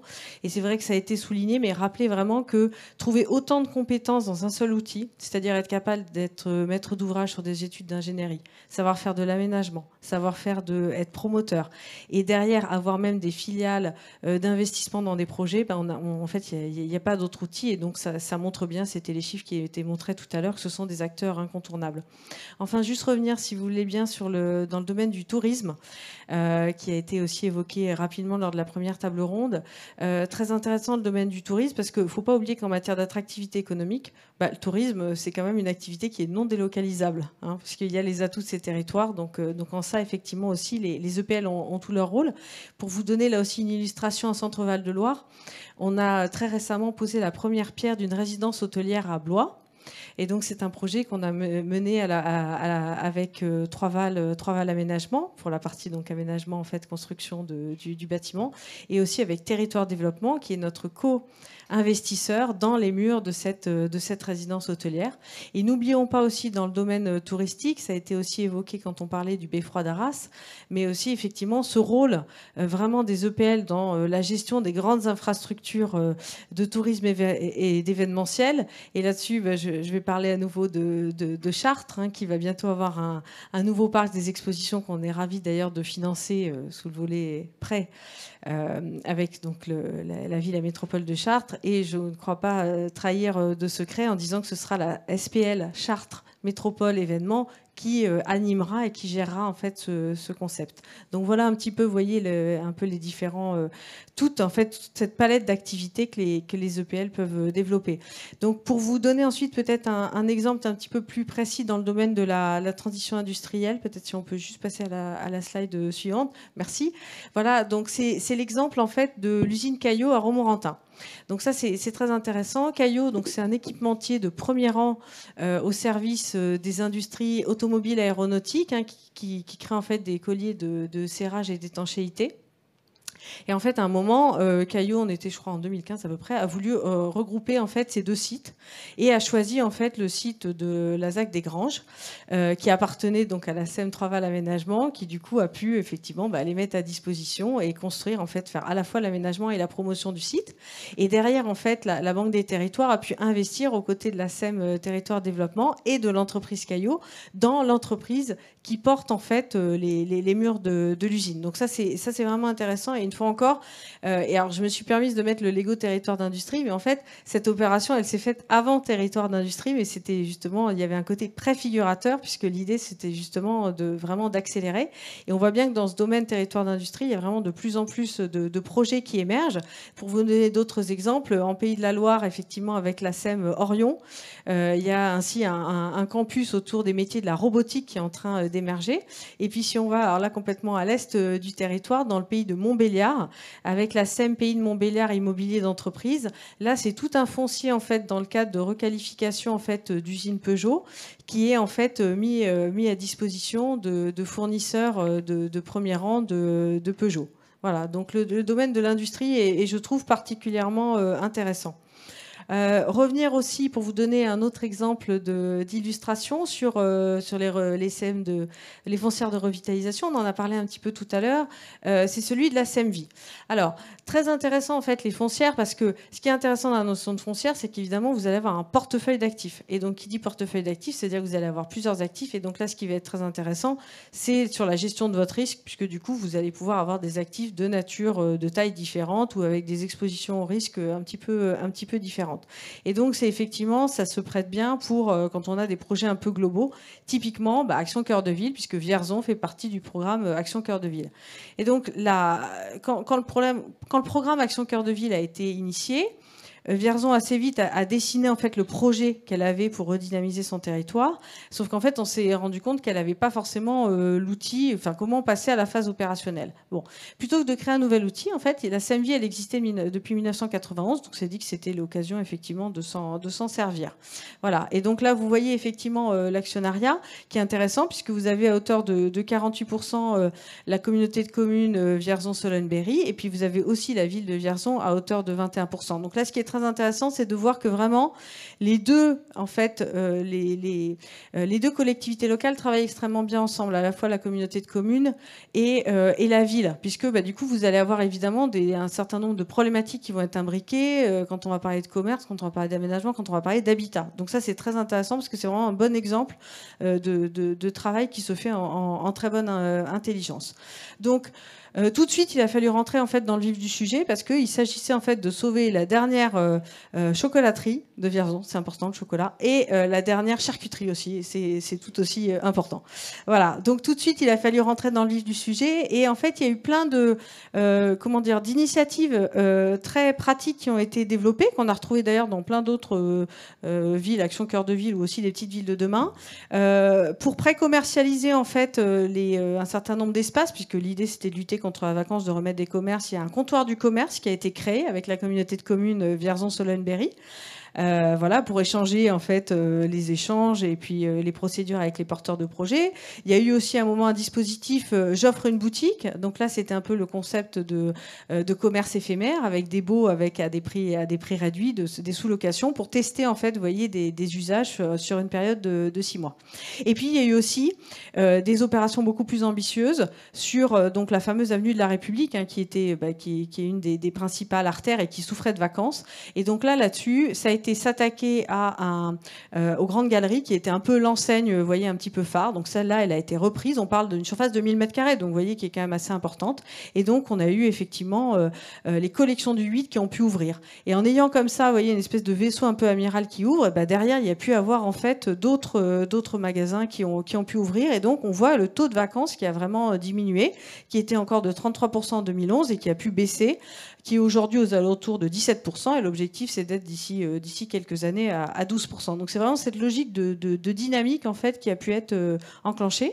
Et puis en fait, ce qui est intéressant aussi, c'est l'avenir. On en a parlé un petit peu. C'est que là, l'idée aussi pour la SEMVI, c'est de sortir aussi, d'aller au-delà de Vierzon. Et notamment, là, on va travailler avec des petites villes de demain du département du Cher. Donc voilà quelques exemples. Merci beaucoup. Je crois qu'on a un peu de temps pour les questions. Est-ce que dans la salle, il y a des questions ? Allô ? Oui. Alors, dans la salle, je ne sais pas s'il y a des questions, mais sur le chat, il y en a. Notamment une question, quelle hiérarchisation des avantages, de l'efficacité, etc. entre les EPL et la classique régie ?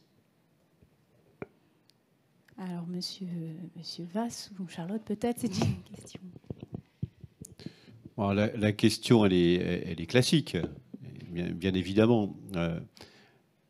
La régie, elle se fait dans un cadre d'une collectivité, donc par le biais de l'administration, on met en place un service public industriel et commercial et on le gère comme tel. L'EPL, c'est l'entreprise en tant que telle. Donc c'est un pas de plus. C'est un pas de plus en autonomie avec des actionnaires que sont les collectivités. Donc c'est déjà un choix et je suis sensible à ce que disait mon collègue de Chartres tout à l'heure sur cette capacité à mettre en place les bons outils pour gérer des services. Bien évidemment, la question c'est est-ce que le service est sur le marché ? S'il est sur le marché, une entreprise peut le faire. Et l'intérêt de l'EPL versus la délégation de services publics, qui est aussi une façon de traiter le sujet, c'est qu'on en a la maîtrise. Et on l'a vu aussi avec la CEMOP lorsqu'on associe le privé au capital de la société publique. Et après, c'est un choix. Les outils nous permettent, me semble-t-il, de considérer ce qui est à rendre et d'utiliser les outils qui sont plus ceux de l'entreprise parce qu'on considère que c'est un marché, ou inversement, celui de la régie parce qu'on considère que c'est un bien public, commun, etc. Et derrière ça, il y a parfois une bataille qui est un peu idéologique. Nous, je pense que dans la Fédération des EPL, on veut rappeler que ça n'est pas sale, si je puis me permettre cette expression un peu triviale. On a le droit d'avoir des actionnaires publics qui mettent en place une entreprise et qui satisfont les besoins du marché. Est-ce qu'il y a d'autres réactions par rapport à cette question ? Alors, une question pour Madame Canales.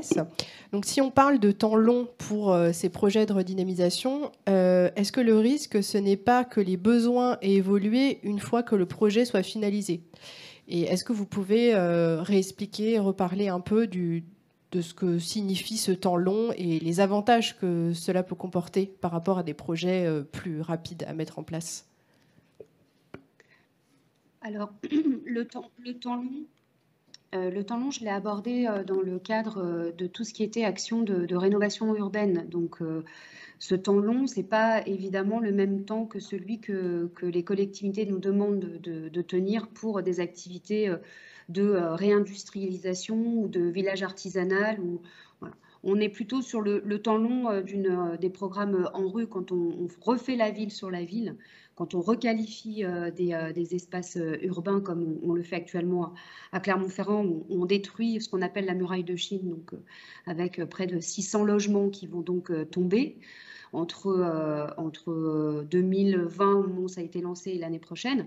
Sur les aspects plus économiques, évidemment, l'économie, c'est aussi une question d'agilité, de fluidité. Donc avec la foncière et les outils dont on dispose, c'est précisément un gain aussi en termes de rapidité d'exécution par rapport à la question précédente qui disait la régie. Je crois que quelqu'un l'a dit tout à l'heure, il y a, tout est dans tout, mais chacun doit faire ce pourquoi il est destiné.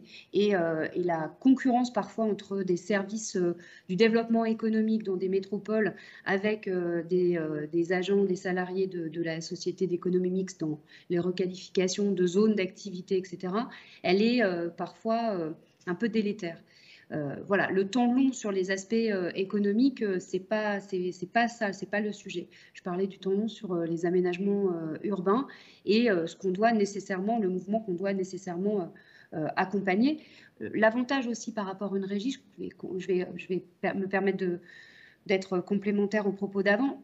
Ça a été dit par le vice-président de Chartres, c'est aussi une des questions d'enjeu de soutenabilité financière des collectivités et de qualification des agents et de recrutement. Et je crois qu'il faut faire très attention, ça a été dit, les métropoles sont là pour donner le cap, les services des métropoles sont là pour tenir le cap, et pas pour considérer que la SEM, c'est le N-1 du service de la métropole. Il y a une complémentarité des actions parce que c'est un portage collectif de ces enjeux.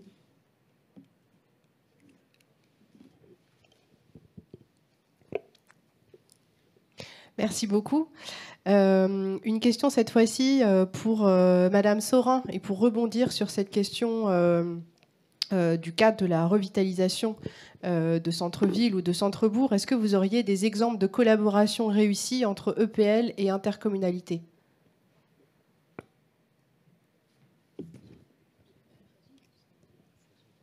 Oui, Vierzon, effectivement, celle qu'on vient d'indiquer en écoutant avec attention notre intervenante.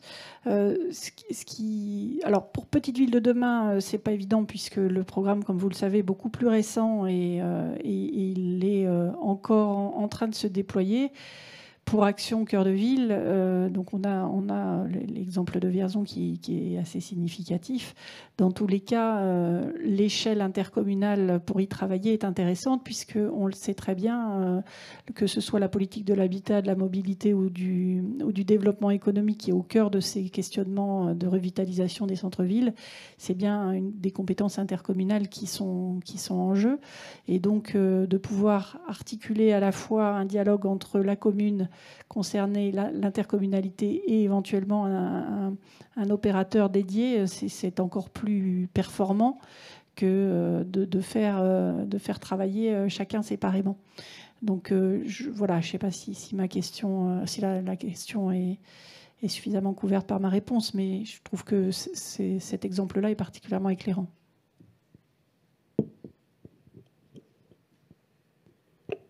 Alors, on n'aura peut-être pas le temps pour les 2 dernières questions. Peut-être une dernière question pour Madame Ferracci. Quelles autres actions de la Banque des Territoires en dehors de l'investissement au capital ?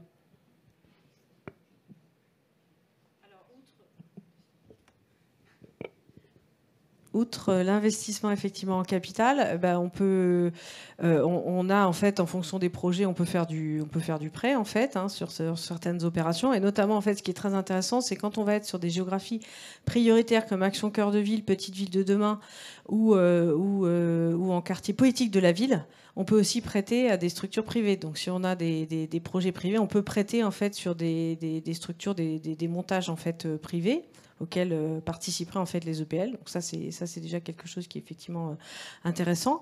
Après, on fait aussi du financement notamment des SEM en fait. Donc là, c'est avec notre casquette vraiment de banquier entre guillemets et de services financiers qu'on apporte en fait au SEM. Donc ça aussi, ça peut être intéressant en termes de trésorerie, financement de court terme en fait. C'est là où la Banque des Territoires, on a effectivement une palette d'outils assez large. Et puis on fait aussi du cofinancement d'ingénierie sur un certain nombre de projets pour qu'ils émergent pour le territoire. Merci à tous, merci beaucoup. Je vous propose de passer à la 3e table ronde sur les transitions énergétiques.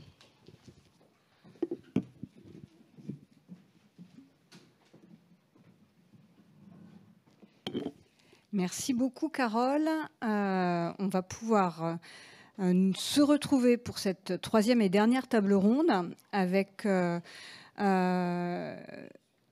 pour cette séquence, 4 intervenants qui m'entourent autour de Franck Maslu, le retour, que nous retrouvons pour cette table ronde. Nous accueillons Oriane Sébil d'Intercommunalité de France, Olivier Bourris de la Banque des Territoires et en distanciel, Éric Gormand de Mauges Énergie. Merci à vous 4 d'être avec nous pour clôturer ce webinaire. Sur cette dernière table ronde, un focus sur les problématiques d'énergie. Et j'en profite pour saluer dans la salle la présence d'Alain Leboeuf, qui est président du Conseil départemental de Vendée, qui est président de Vendée Énergie, qui travaille avec de nombreuses intercommunalités et qui est aussi président de la commission transition énergétique de la Fédération des EPL. Et M. Leboeuf est accompagné de son directeur de SEM, le DG de Vendée Énergie, Olivier Loiseau. Merci à eux deux de leur présence avec nous cet après-midi. Peut-être commençons avec vous, Oriane.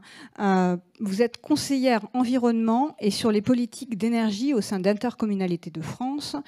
Est-ce que vous pouvez nous dire en quoi cette problématique de l'énergie est aussi un enjeu à l'échelle intercommunale ?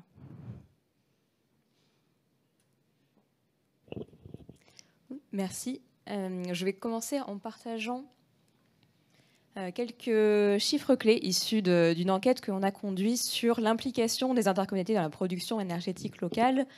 Le premier point, c'est qu'il ressortait sans surprise que la transition énergétique était bien sûr une priorité pour les intercommunalités et plus particulièrement la question du développement des énergies renouvelables sur le territoire, suivie en 2e position par la question de l'efficacité énergétique. La transition énergétique, c'est donc la principale raison pour laquelle les intercommunalités s'engagent dans le développement de projets ENR, mais il y a également d'autres raisons qui peuvent d'ailleurs se cumuler. La deuxième étant la diminution de la dépendance énergétique du territoire. Cette enquête a été conduite en 2020, en premier semestre 2020, donc il est tout à fait possible que les chiffres aient fortement évolué depuis. Également d'autres raisons qui peuvent être de répondre à une demande des citoyens de bénéficier de retombées fiscales directement pour la collectivité ou économiques pour le territoire, et donc de développer de nouveaux métiers, de nouvelles compétences à l'échelle du territoire. Cette question du développement des énergies renouvelables doit s'inscrire dans le cadre d'une stratégie de transition. C'est l'objet des plans climat, air, énergie territoriaux qui sont portés désormais uniquement par les intercommunalités, qui sont obligatoires pour les intercommunalités de plus de 20 000 habitants. Vous voyez ici la carte de l'état actuel de développement. 94% des intercommunalités ont adopté leur PCAET ou sont en cours d'élaboration. C'est un mouvement assez massif. Et l'énergie ressort comme la principale thématique dans le cadre des plans d'action, quelle que soit la taille de l'intercommunalité. L'énergie, c'est bien sûr le développement des ENR, c'est aussi la distribution, la gestion, donc la réduction des consommations. Mais globalement, le volet énergie reste le principal dans le cadre des objectifs et des plans d'action portés dans le cadre des plans climat. Enfin, pour revenir un peu plus précisément sur intercommunalité et énergie renouvelable, je souhaitais partager un aperçu des rôles que peut avoir l'intercommunalité dans le développement de ces projets. Déjà un rôle de diagnostic. Quels sont les besoins, les opportunités, les enjeux qui sont sur le territoire, quelles filières vont pouvoir être développées, quels acteurs sont présents. Un rôle stratégique, quels vont pouvoir être les objectifs, quelle va être la stratégie qui va porter l'intercommunalité avec l'ensemble des acteurs du territoire. Et ce point sur les acteurs est également essentiel. L'intercommunalité peut avoir un rôle d'animation, de mobilisation, d'appui aux initiatives qui vont pouvoir être portées par des collectifs citoyens, par des entreprises, par une multitude d'acteurs. Et enfin, bien sûr, un rôle d'investissement en direct ou non dans des projets d'énergie renouvelable, qu'ils soient électriques ou thermiques. Donc ça fait un panel d'actions assez large. Et donc, je me suis appuyée sur plusieurs études que nous avons conduites qui sont disponibles sur notre site. Au milieu, l'étude sur la production énergétique locale et les deux autres qui sont sur l'état des lieux et le contenu des plans climat. Merci. Merci à vous pour ces éléments de cadrage. Peut-être en complément, préciser qu'aujourd'hui, il y a presque 170 EPL qui interviennent sur le champ de l'énergie, dont 60% sur la production d'ENR. Et si essentiellement aujourd'hui ces outils, et j'évoquais tout à l'heure Vendée Énergie, sont à l'échelle départementale, le constat qui est fait ces dernières années, c'est effectivement l'émergence d'outils à l'échelle intercommunale. Et en ça, l'exemple de Mogénergie que nous allons pouvoir maintenant aborder est extrêmement intéressant. Donc j'ai le plaisir d'accueillir en distanciel Éric Gormand, qui est directeur technique de la SEM Mogénergie, que je remercie particulièrement parce qu'il remplace au pied levé son président, Luc Pelé, qui devait être avec nous et qui a eu un empêchement de dernière minute. Et Éric Gormand a accepté de relever le défi de cette présentation. Donc merci tout particulièrement à lui. Éric, est-ce que vous pouvez d'abord nous présenter votre territoire d'intervention, Mauges Communauté, et nous expliquer pourquoi la question de la production d'énergie s'est posée sur votre territoire? Oui, bonjour à tous, merci pour l'invitation. Éventuellement, est-ce qu'on pourrait commencer à diffuser le diaporama pour qu'on ait le support? On peut le faire. Le territoire. Merci beaucoup. Par contre, est-ce que vous pouvez parler un tout petit peu plus fort? Je crois qu'on a un sujet de son. Super. Merci beaucoup. Vous m'entendez mieux? Oui, voilà. C'est parfait. C'est parti. Donc, Mauges Communauté, c'est un territoire qui se situe dans le Maine-et-Loire, département 49. C'est un territoire, une agglomération rurale qui est composée de 121 000 habitants, 6 communes nouvelles, 6 communes qui ont fusionné dans le cadre de la loi NOTRe en 2016. La communauté d'agglo a donc été créée officiellement en 2017. À l'origine, c'était 64 communes qui se sont regroupées en 6 communes nouvelles, et 6 communes nouvelles ont fusionné en une intercommunalité. ce qui confère à Mauges Communauté d'être la deuxième intercommunalité de Maine-et-Loire, derrière Angers-Loire Métropole, et surtout à l'échelle régionale et départementale, d'être un territoire rural qui présente une certaine force stratégique, économique, en termes d'aménagement, en termes de développement, face à des grands pôles métropolitains que sont Nantes Métropole, Angers-Loire Métropole, et puis un autre pôle en devenir qui est l'agglomération du Choletais. Donc nous, la question de la production d'énergie, elle a été inhérente à la compétence et à la nécessité pour l'agglomération d'élaborer un plan climat-énergie territorial. Ça fait complètement le lien avec la précédente présentation, puisque la première étape, on va dire, de l'élaboration de notre plan climat était de réaliser un diagnostic énergétique qui a révélé, comme de nombreux territoires, que notre balance énergétique était largement déséquilibrée, où on consommait beaucoup plus que ce que nous produisions sur le territoire, avec une importance des produits pétroliers, donc des énergies fossiles, qui confèrent à la fois un impact carbone pour le territoire et également une certaine forme de vulnérabilité énergétique, d'une part liée aux importations, puis également au contexte géopolitique tel qu'on peut le connaître par exemple actuellement, pour parler par exemple du gaz naturel. Malgré tout, nous sommes aussi un territoire qui présente une très bonne dynamique en termes de production d'énergie renouvelable locale, puisque nous arrivons quand même à couvrir 15% de nos besoins en termes de consommation d'énergie. Si on fait un petit ratio, une comparaison avec le département de Maine-et-Loire, on est plutôt à 9 et 10%. Donc la dynamique des Mauges est vraiment avérée en matière de production d'énergie. Un enjeu aussi important qui a été identifié dans ce diagnostic, c'était la facture énergétique du territoire, 241 millions d'euros par an, donc environ 2 000 euros par habitant et par an.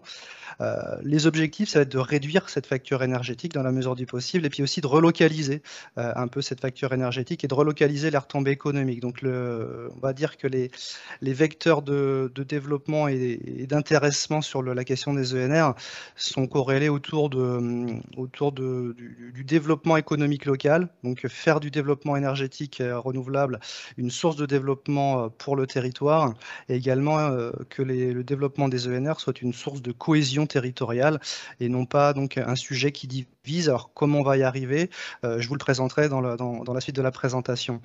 Les élus de Mauges Communauté ont donc acté en 2020 un plan climat qui tend à faire des Mauges un territoire énergie positive à l'horizon 2050, c'est-à-dire donc rééquilibrer cette fameuse balance que vous avez vue sur la slide précédente et donc réussir à couvrir nos besoins énergétiques par des énergies produites localement.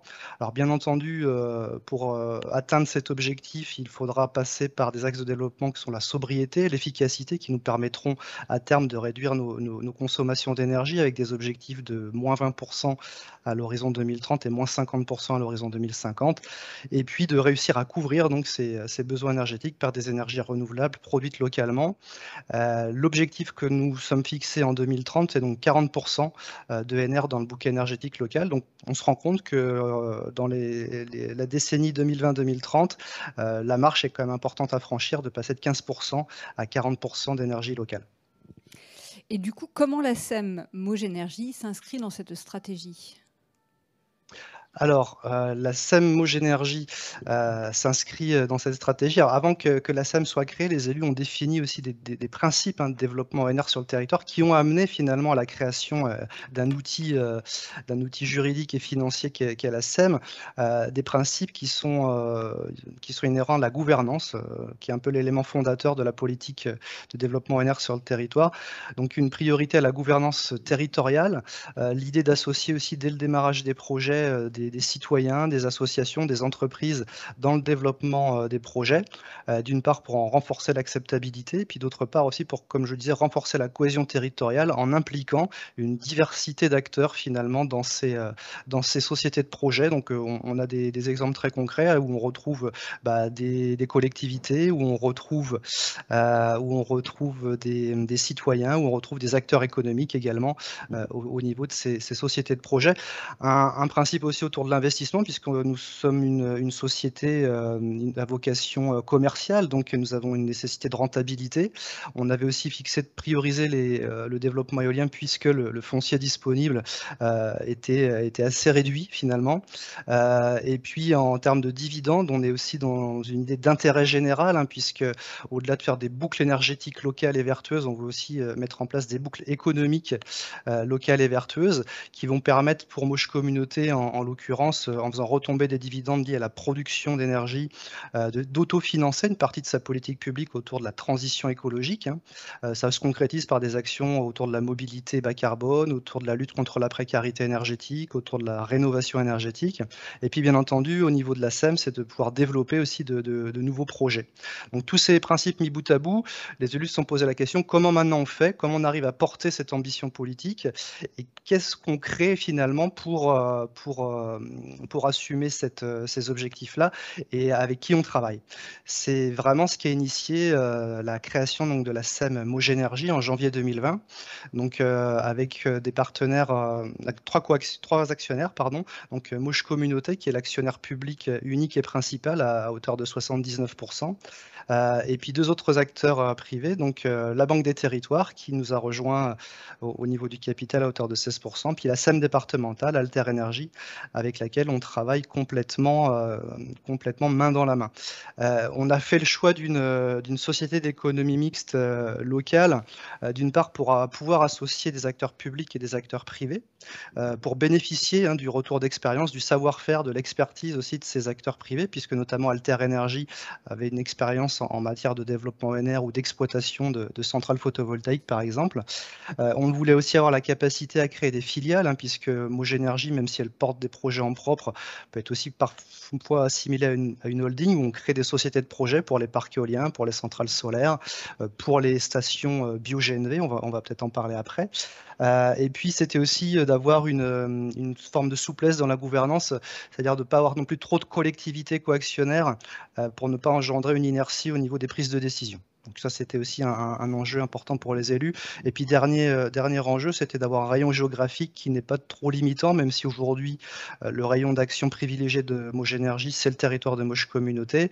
Mais il se peut qu'à l'avenir, dans un avenir proche ou lointain, on soit amené à travailler à la demande d'une commune ou d'une agglomération qui est voisine de notre territoire.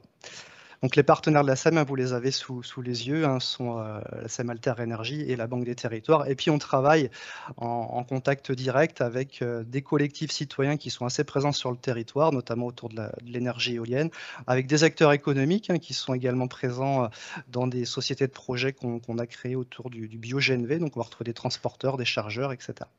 En termes de gouvernance, la SEM elle est donc administrée par un conseil d'administration où on retrouve quatre représentants de Moche Communauté, 4 élus de Moche Communauté, des élus communautaires, et donc le président directeur général est également élu communautaire, il s'agit de Luc Pelé, puis on retrouve 2 représentants, un représentant de la Caisse des dépôts et des consignations, puis une représentante d'Alter Énergie, qui est la présidente d'Alter Énergie, Marie-Joseph Amar. On a également un organe un peu plus technique, un comité technique qui va analyser les projets et transmettre des conclusions au conseil d'administration en vue des prises de décision. Et puis aujourd'hui, un organigramme du personnel qui est assez léger, puisqu'on est tout jeune, à la différence d'une SEM historique comme Vendée Énergie, dont je salue d'ailleurs Olivier Loiseau qui est présent dans la salle, et Alain Leboeuf. Donc un organigramme du personnel qui a vocation à s'étoffer, puisqu'on est en plein développement finalement. Du coup, comment concrètement la SEM apporte des réponses? Est-ce que vous pouvez partager avec nous voilà, quelques projets portés par la SEM?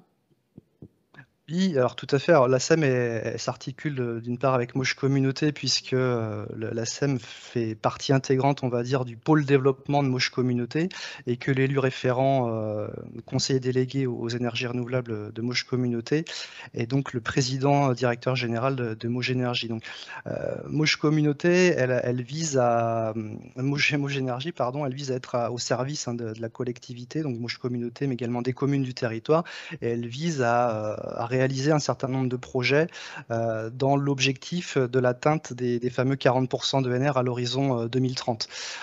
Donc si on regarde un peu notre plan d'affaires, on voit qu'on a 3 phases de développement de Mogenergie, avec une première phase qui était initiée dès la création de la SEM, qui était vraiment l'idée d'investir dans des projets qui allaient rapidement rentrer en production, donc 2 parcs éoliens et une centrale solaire au sol. Deuxième phase, c'était de rentrer dans des projets dont le développement était déjà bien avancé, mais encore assez loin d'être abouti finalement, donc de négocier avec des développeurs privés pour rentrer et que le territoire soit partie prenante finalement de ces projets-là. Et puis la dernière étape, qui est sans doute la plus intéressante et qu'on commence cette année, c'est le développement propre de différents projets, donc des projets éoliens, des projets photovoltaïques, donc la solarisation du patrimoine bâti public, alors des communes et de Moche Communauté, puis un travail aussi sur les zones d'activité, avec une identification d'un potentiel important sur des ombrières de parking et un travail aussi de proximité avec les acteurs économiques sur ces enjeux-là. Idem, on développe actuellement des stations bio-GNV pour distribuer un carburant produit localement par des unités de méthanisation du territoire. Et si on regarde la slide suivante, et donc si on traduit les objectifs du territoire en matière d'ENR à l'horizon 2030, si on les traduit en équivalent projet, sur l'éolien, on a fléché d'avoir 12 éoliennes supplémentaires, conformément à la stratégie, ce qui représenterait environ 3 parcs. Aujourd'hui, la contribution de Mogenergie, elle couvre quasiment cet objectif éolien, avec un parc qui est en co-développement avec un développeur privé et un collectif citoyen, et puis 2 parcs qui sont en développement, où on commence tout juste.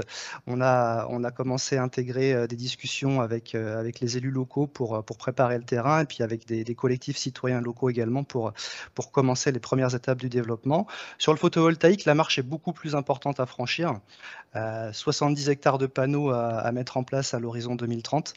Aujourd'hui, nous avons 7 hectares en co-développement dans le cadre d'une centrale solaire au sol avec un développeur privé, et puis 9 hectares en développement. Il s'agit donc de notre portefeuille photovoltaïque autour de la solarisation du patrimoine public et des ombrières de parking sur les zones d'activité. Sur les autres types d'énergie, alors on n'est pas forcément présent. La volonté politique était de travailler plutôt sur les ENR électriques, en tout cas dans un premier temps, donc essentiellement l'éolien et le photovoltaïque, avec des grands projets structurants pour le territoire. Sur la méthanisation, on est plutôt sur des projets portés par des collectifs d'agriculteurs, mais on est quand même dans l'écosystème du biogaz, puisqu'on développe des stations bio-GNV qui vont utiliser donc ce biogaz produit localement. On n'est pas encore allé sur la chaleur, donc sur le bois énergie, sur les réseaux de chaleur ou sur les chaufferies-bois, en tout cas à l'heure où on se parle. Merci beaucoup pour ce témoignage extrêmement riche, particulièrement pertinent. Enfin, on est vraiment sur une jeune société qui répond pleinement à la stratégie de la collectivité, avec un programme ambitieux et une mise en œuvre déjà opérationnelle avec beaucoup de succès. Donc bravo à vous et à toute l'équipe. Du côté de Chartres Métropole, Franck Maslu, je vous reviens. Vous avez aussi des exemples réussis de mobilisation des outils de l'économie mixte, que ce soit SPL ou SEM. Est-ce que vous pouvez nous en dire davantage ? Oui, on possède également effectivement deux EPL. L'une qui est issue d'une dissolution d'un syndicat électrique et d'une ancienne régie. Donc on est venu là créer cette SEM qui produit, distribue de l'électricité, du gaz et qui s'occupe aussi de l'éclairage public. On avait repris cette compétence au niveau de l'agglomération. On dépasse le territoire, donc c'est un partenariat aussi. Dans cette SEM, on a certes l'agglomération chartraine, mais aussi des communautés de communes donc, qui nous entourent.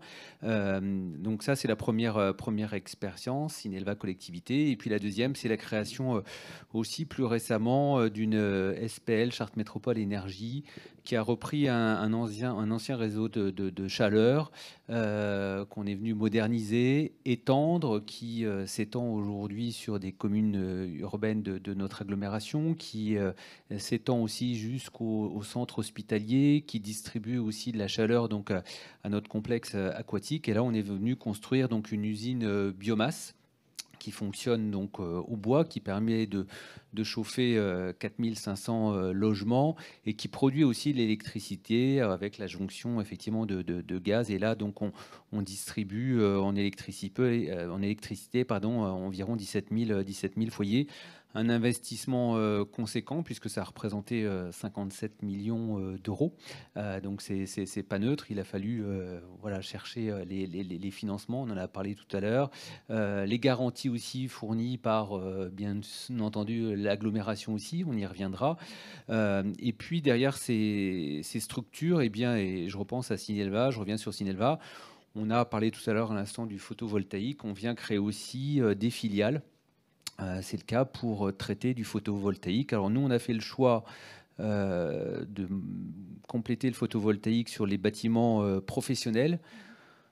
Les études nous montrent encore que sur les logements, il y a peut-être un risque. On n'est pas prêt aujourd'hui, élus, nous, à assumer ce risque et les critiques que pourraient nous faire donc, les habitants si on produisait ça sur des logements individuels.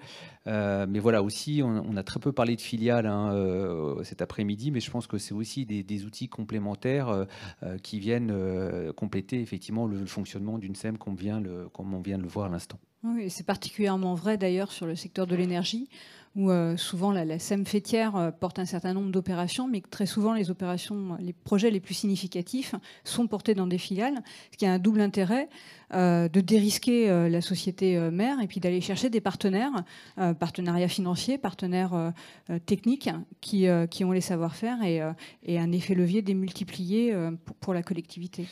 Vous voyez, on va même jusqu'à créer, nous, récemment, donc un GIE, puisqu'on a aussi une régie qui s'occupe d'une usine d'incinération, et on a un petit peu les mêmes métiers. Donc, on est venu créer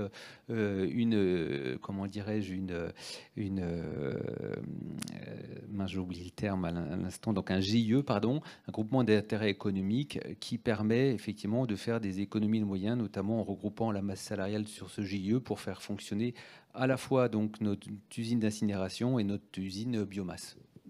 Et on voit bien la complémentarité des outils entre eux. Tout à l'heure, il y avait une question effectivement sur régie ou EPL. En fait, c'est avant tout le projet politique et la manière dont les collectivités souhaitent le mettre en œuvre. Et il y a souvent des outils qui se parlent sur les territoires et la collectivité va choisir celui qui est le plus pertinent pour elle.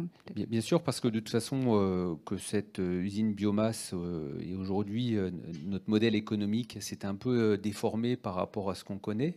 C'est ça un petit peu le risque, mais que ça soit à travers une SPL ou ça aurait été quelque chose qu'on aurait fait en régie, le risque était le même et c'est toujours de toute façon la collectivité actionnaire qui assume.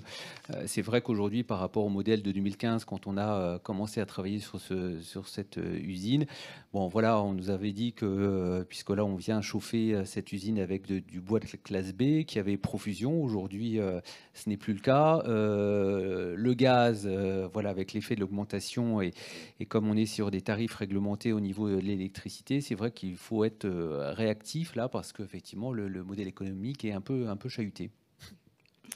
Merci beaucoup en tous les cas pour ce témoignage. Olivier Bourris, tu es donc directeur territorial Maine-et-Loire, donc au sein de la direction régionale Pays de Loire à la Banque des Territoires.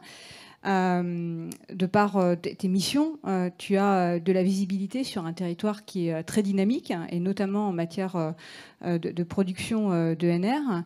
Peut-être avec ton retour d'expérience, les projets que tu as accompagnés, les sociétés que nous accompagnons, quelle est pour toi la bonne échelle d'intervention ? Puisqu'on a parlé des outils à l'échelle départementale, on évoque l'échelle intercommunale. Ce n'est pas une question piège, mais je pense que ça mérite d'ouvrir le débat. Oui, merci Isabelle. C'est vrai que... Je t'en prie. C'est vrai que le Maine-et-Loire est un territoire dynamique, tant sur le plan démographique que sur le plan économique, et qui bénéficie globalement de l'attractivité du Grand Ouest, avec 850 000 habitants aujourd'hui et une quinzaine d'EPL sur le territoire, qui couvrent globalement l'ensemble des métiers du spectre qu'a présenté Esteban un peu plus tôt dans l'après-midi. Alors, sur la question, quelle est la bonne échelle territoriale, je pense qu'il n'y a pas de réponse toute faite à cette question-là. La bonne échelle, ça va d'abord être l'échelle territoriale pertinente pour le projet. C'est évidemment d'abord et avant tout la collectivité référente et la volonté politique qui va poser le cadre également. Mais il va falloir déterminer, pour cadrer le périmètre géographique et donc le périmètre des actionnaires et d'intervention de l'EPL, à la fois un périmètre suffisamment restreint pour garder la cohérence de gouvernance, la cohérence, le lien avec le territoire et la proximité avec les élus, les habitants et cette proximité territoriale globalement.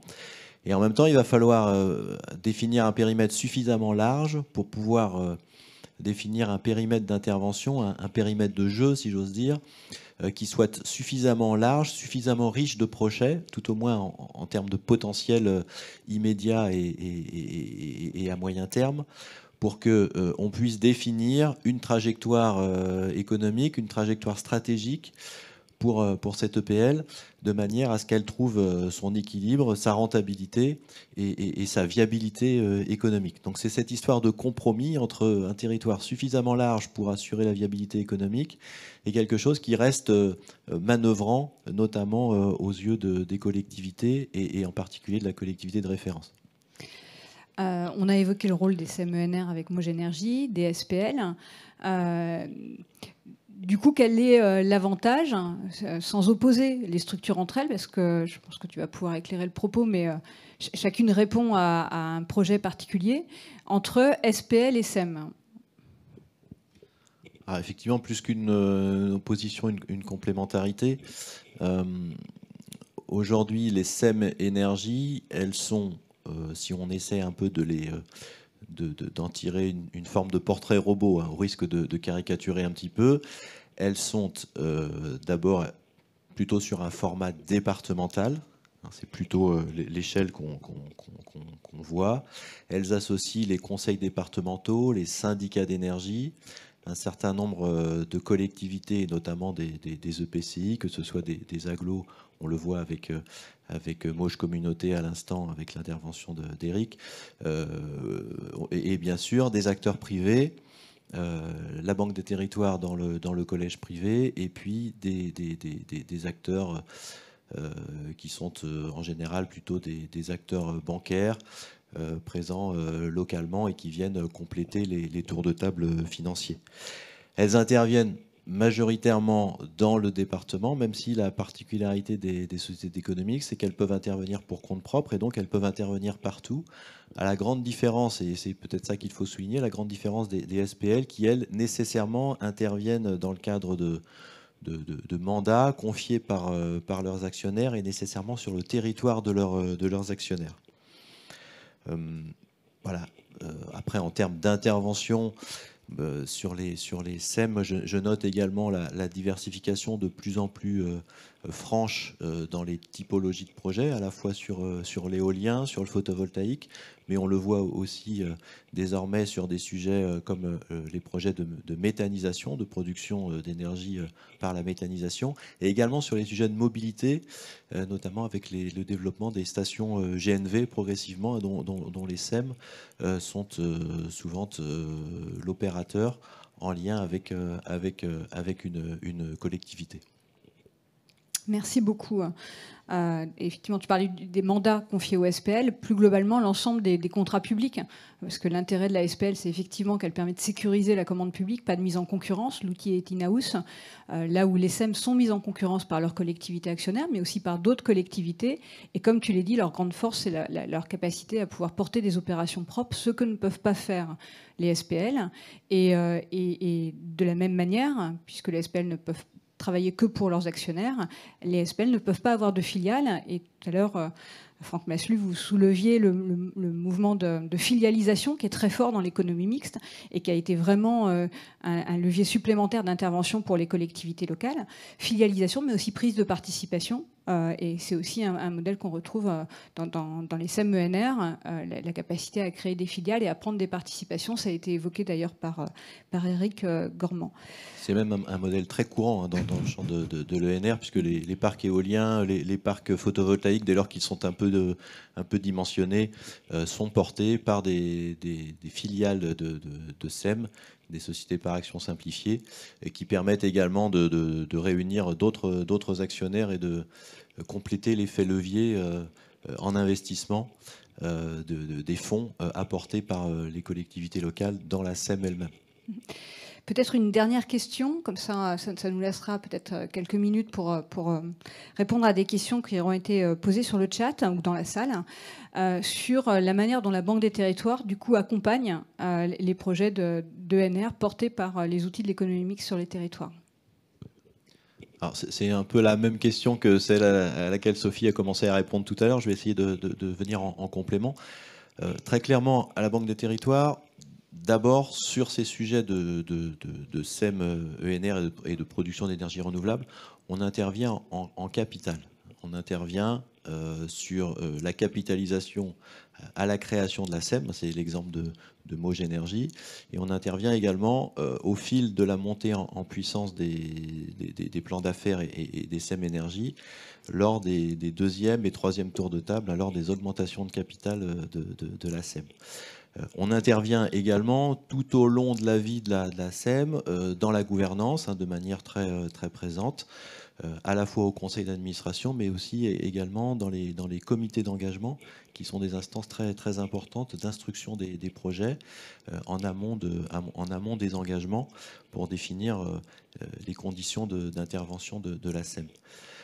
En parallèle également de ça, il faut citer et revenir sur les questions de crédit d'ingénierie et sur les questions d'appui conseil qu'apporte la Banque des Territoires, puisque lors des phases de création de sociétés, mais aussi lors des phases d'augmentation de capital, on mobilise régulièrement des crédits d'ingénierie qui viennent cofinancer les études préalables, cofinancer les plans stratégiques et cofinancer l'établissement des conditions à la fois juridiques et économiques de ces opérations de création et d'augmentation de capital.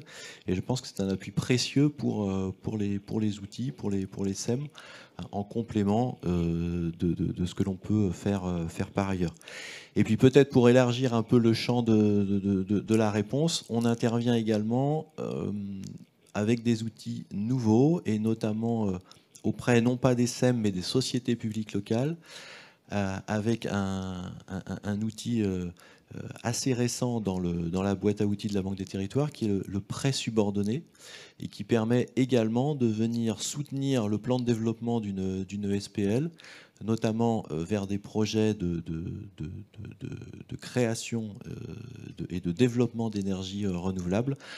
Je crois qu'on a fait le premier prêt de ce type sur une SPL à Angers qui s'appelle Alter Service, et notre intervention va permettre de soutenir, en complément de l'apport des actionnaires publics à la SPL, va permettre de soutenir un plan d'investissement d'un peu plus de 50 millions d'euros sur 7 ans, et qui va notamment permettre le développement et l'interconnexion des réseaux de chaleur sur l'ensemble de l'agglomération angevine. Donc c'est aussi une capacité d'intervention de la Banque des Territoires, désormais auprès des SPL, au-delà des sociétés d'économie mixte. Et c'est effectivement une offre qu'on a proposée depuis l'année dernière dans le cadre des plans de relance, aussi pour accompagner les collectivités locales qui doivent faire face à de nombreux engagements, et cette possibilité de venir en quasi-fonds propres pour renforcer le haut de bilan des SPL et d'aider derrière à mettre en œuvre les programmes d'investissement, c'était pour nous un engagement fort. J'évoquais notre conviction Banque des Territoires pour accompagner les outils de l'économie mixte. Ça nous oblige aussi à réfléchir sur les outils qu'on met en place et comment on peut être nous aussi innovants pour mieux accompagner les outils de l'économie mixte sous toutes leurs formes. Peut-être Maya, est-ce qu'il y a des questions ? Oui, il y a des questions. Alors, pour Monsieur Gormand, une première question. Quelle acceptabilité des projets de production d'ENR sur le territoire ? Et surtout, quel travail de concertation vous faites avec la population ? Est-ce que vous pouvez nous en dire plus ? Vous avez déjà commencé à en parler un petit peu. Est-ce que vous pouvez détailler davantage ? Merci. Oui, eh bien écoutez, sur les Mauges, nous avons la chance d'avoir une très forte acceptabilité en matière de projets et de grands projets d'énergie renouvelable, notamment sur l'éolien. Ça vient aussi du fait qu'on a une vraie dynamique locale et d'appropriation par les citoyens, puisqu'on a aujourd'hui 3 parcs éoliens qui sont sous la bannière du territoire, avec un premier parc éolien citoyen acquis en 2017, un deuxième en 2019 et un troisième en 2020. Si on rassemble la globalité de l'actionnariat citoyen sur les Mauges, ça représente pas loin de 600 ou 700 actionnaires citoyens du territoire. Ça contribue aussi à l'acceptabilité, puisque quand on est investisseur, quand on est partie prenante dans la gouvernance du projet, quand on travaille à l'implantation du projet, à des actions qui vont permettre aussi de communiquer et d'intégrer le projet dans son écosystème territorial, nécessairement on améliore l'acceptabilité des projets. En témoigne notamment le dernier projet éolien en date qui est passé en enquête publique en septembre 2021. On a eu uniquement 3 avis négatifs, mais très isolés finalement. La commissaire enquêtrice était plutôt surprise de la quantité d'acteurs qui étaient motivés et intéressés pour participer à ce projet-là. Alors sinon, qu'est-ce qu'on fait? C'est qu'on a des actions de sensibilisation régulières, des événements aussi annuels autour des questions de transition énergétique. Et l'idée, c'est aussi de donner du sens à la production d'énergie. On produit des électrons, mais c'est pas que ça. On génère aussi une économie, on génère donc une capacité d'investissement dans des actions qui sont portées par soit la collectivité, soit des associations locales en l'occurrence, autour du thème et des thèmes de la transition écologique et solidaire. J'en parlais tout à l'heure, de la lutte contre la précarité énergétique, de la rénovation, de la mobilité électrique, par exemple, des choses comme ça. Merci beaucoup. Alors, j'étais très ambitieuse en parlant de plusieurs questions. Il est 15h59, aussi frustrant soit-il, il nous revient maintenant de conclure ce webinaire qui est passé très très vite, en tous les cas vu d'ici. J'espère que c'est pareil pour vous qui avez suivi l'entièreté de nos débats. De nouveau, je renouvelle au nom d'Intercommunalité de France, de la Fédération des élus, des EPL et de la Banque des territoires, l'ensemble des intervenants qui se sont mobilisés pour témoigner devant vous des dynamiques en place à l'échelle intercommunale et comment l'économie mixte était aussi une réponse pertinente et de plus en plus appréciée. Donc merci très sincèrement. De nouveau, je remercie toute l'équipe qui, derrière, a contribué à préparer cet événement. C'est une réussite collective. Franck Maslu, je vous propose de conclure, de dire le dernier mot. Voilà. Isabelle, je m'associe aussi à ces remerciements pour ce webinaire. J'espère qu'on aura les uns et les autres convaincu les intercommunalités de faire recours à ces entreprises publiques locales. Je le disais tout à l'heure, à la fois un outil, des outils d'agilité qui nous permettent, nous, élus, peut-être d'avancer plus rapidement sur l'organisation et les projets qu'on mène au niveau des territoires. C'est vrai qu'on le dit souvent entre élus, un mandat, ça passe très vite. Quand on parle de thématiques comme celle qu'on vient d'évoquer sur l'énergie, mais quand on parle demain du tourisme, et c'est des temps, un mandat extrêmement court, et quand il suffit de créer une usine biomasse, on s'aperçoit qu'un mandat, généralement, c'est pas suffisant. Et là, encore une fois, ces outils nous permettent d'aller plus vite, d'aller plus loin. Malgré effectivement des recommandations qu'on peut nous faire. On n'a pas évoqué cet après-midi les conséquences de la loi 3DS pour lesquelles on a tous travaillé ensemble. J'espère qu'on ira encore un petit peu plus loin dans le cadre de cette loi et des amendements qu'on pourrait opérer pour sécuriser aussi les élus dans la notion de risque de conflit d'intérêts. On a parlé longtemps en amont au sein de la fédération, au sein du bureau, effectivement, des risques que ça pouvait représenter pour les élus. Mais pas que pour les élus, également aussi pour nos collaborateurs côté collectivité. Voilà, c'est un sujet sur lequel il faut qu'on s'empare. Il y aura peut-être un webinaire d'organiser sur ce sujet prochainement. Et puis, je crois que vous organiserez aussi très prochainement un webinaire, cette fois-ci dédié, en tout cas avec les régions de France, avec vous, bien entendu, sur la Fédération des EPL, sur tout ce qui est notamment le tourisme. On l'a évoqué rapidement tout à l'heure. enfin, encore une fois, et peut-être pour terminer, encore une fois, j'espère qu'on aura été convaincant. Et j'ai mon président de l'agglomération qui me dit souvent, voilà, moi je préfère me tromper que de ne pas décider. Et je pense que c'est aussi notre rôle des élus d'expérimenter aussi ces outils qui, pour certains, relativement nouveaux. On a parlé des CEMOP aussi également, où on combine l'action publique avec l'expérience d'entreprises privées. Et on en a le cas aussi sur Chartres, sur le domaine de la compétence de l'eau et de l'assainissement, avec des résultats aussi probants. Donc voilà, vive les EPL et longue vie aux EPL. Merci beaucoup. Bonne fin de journée. Au revoir.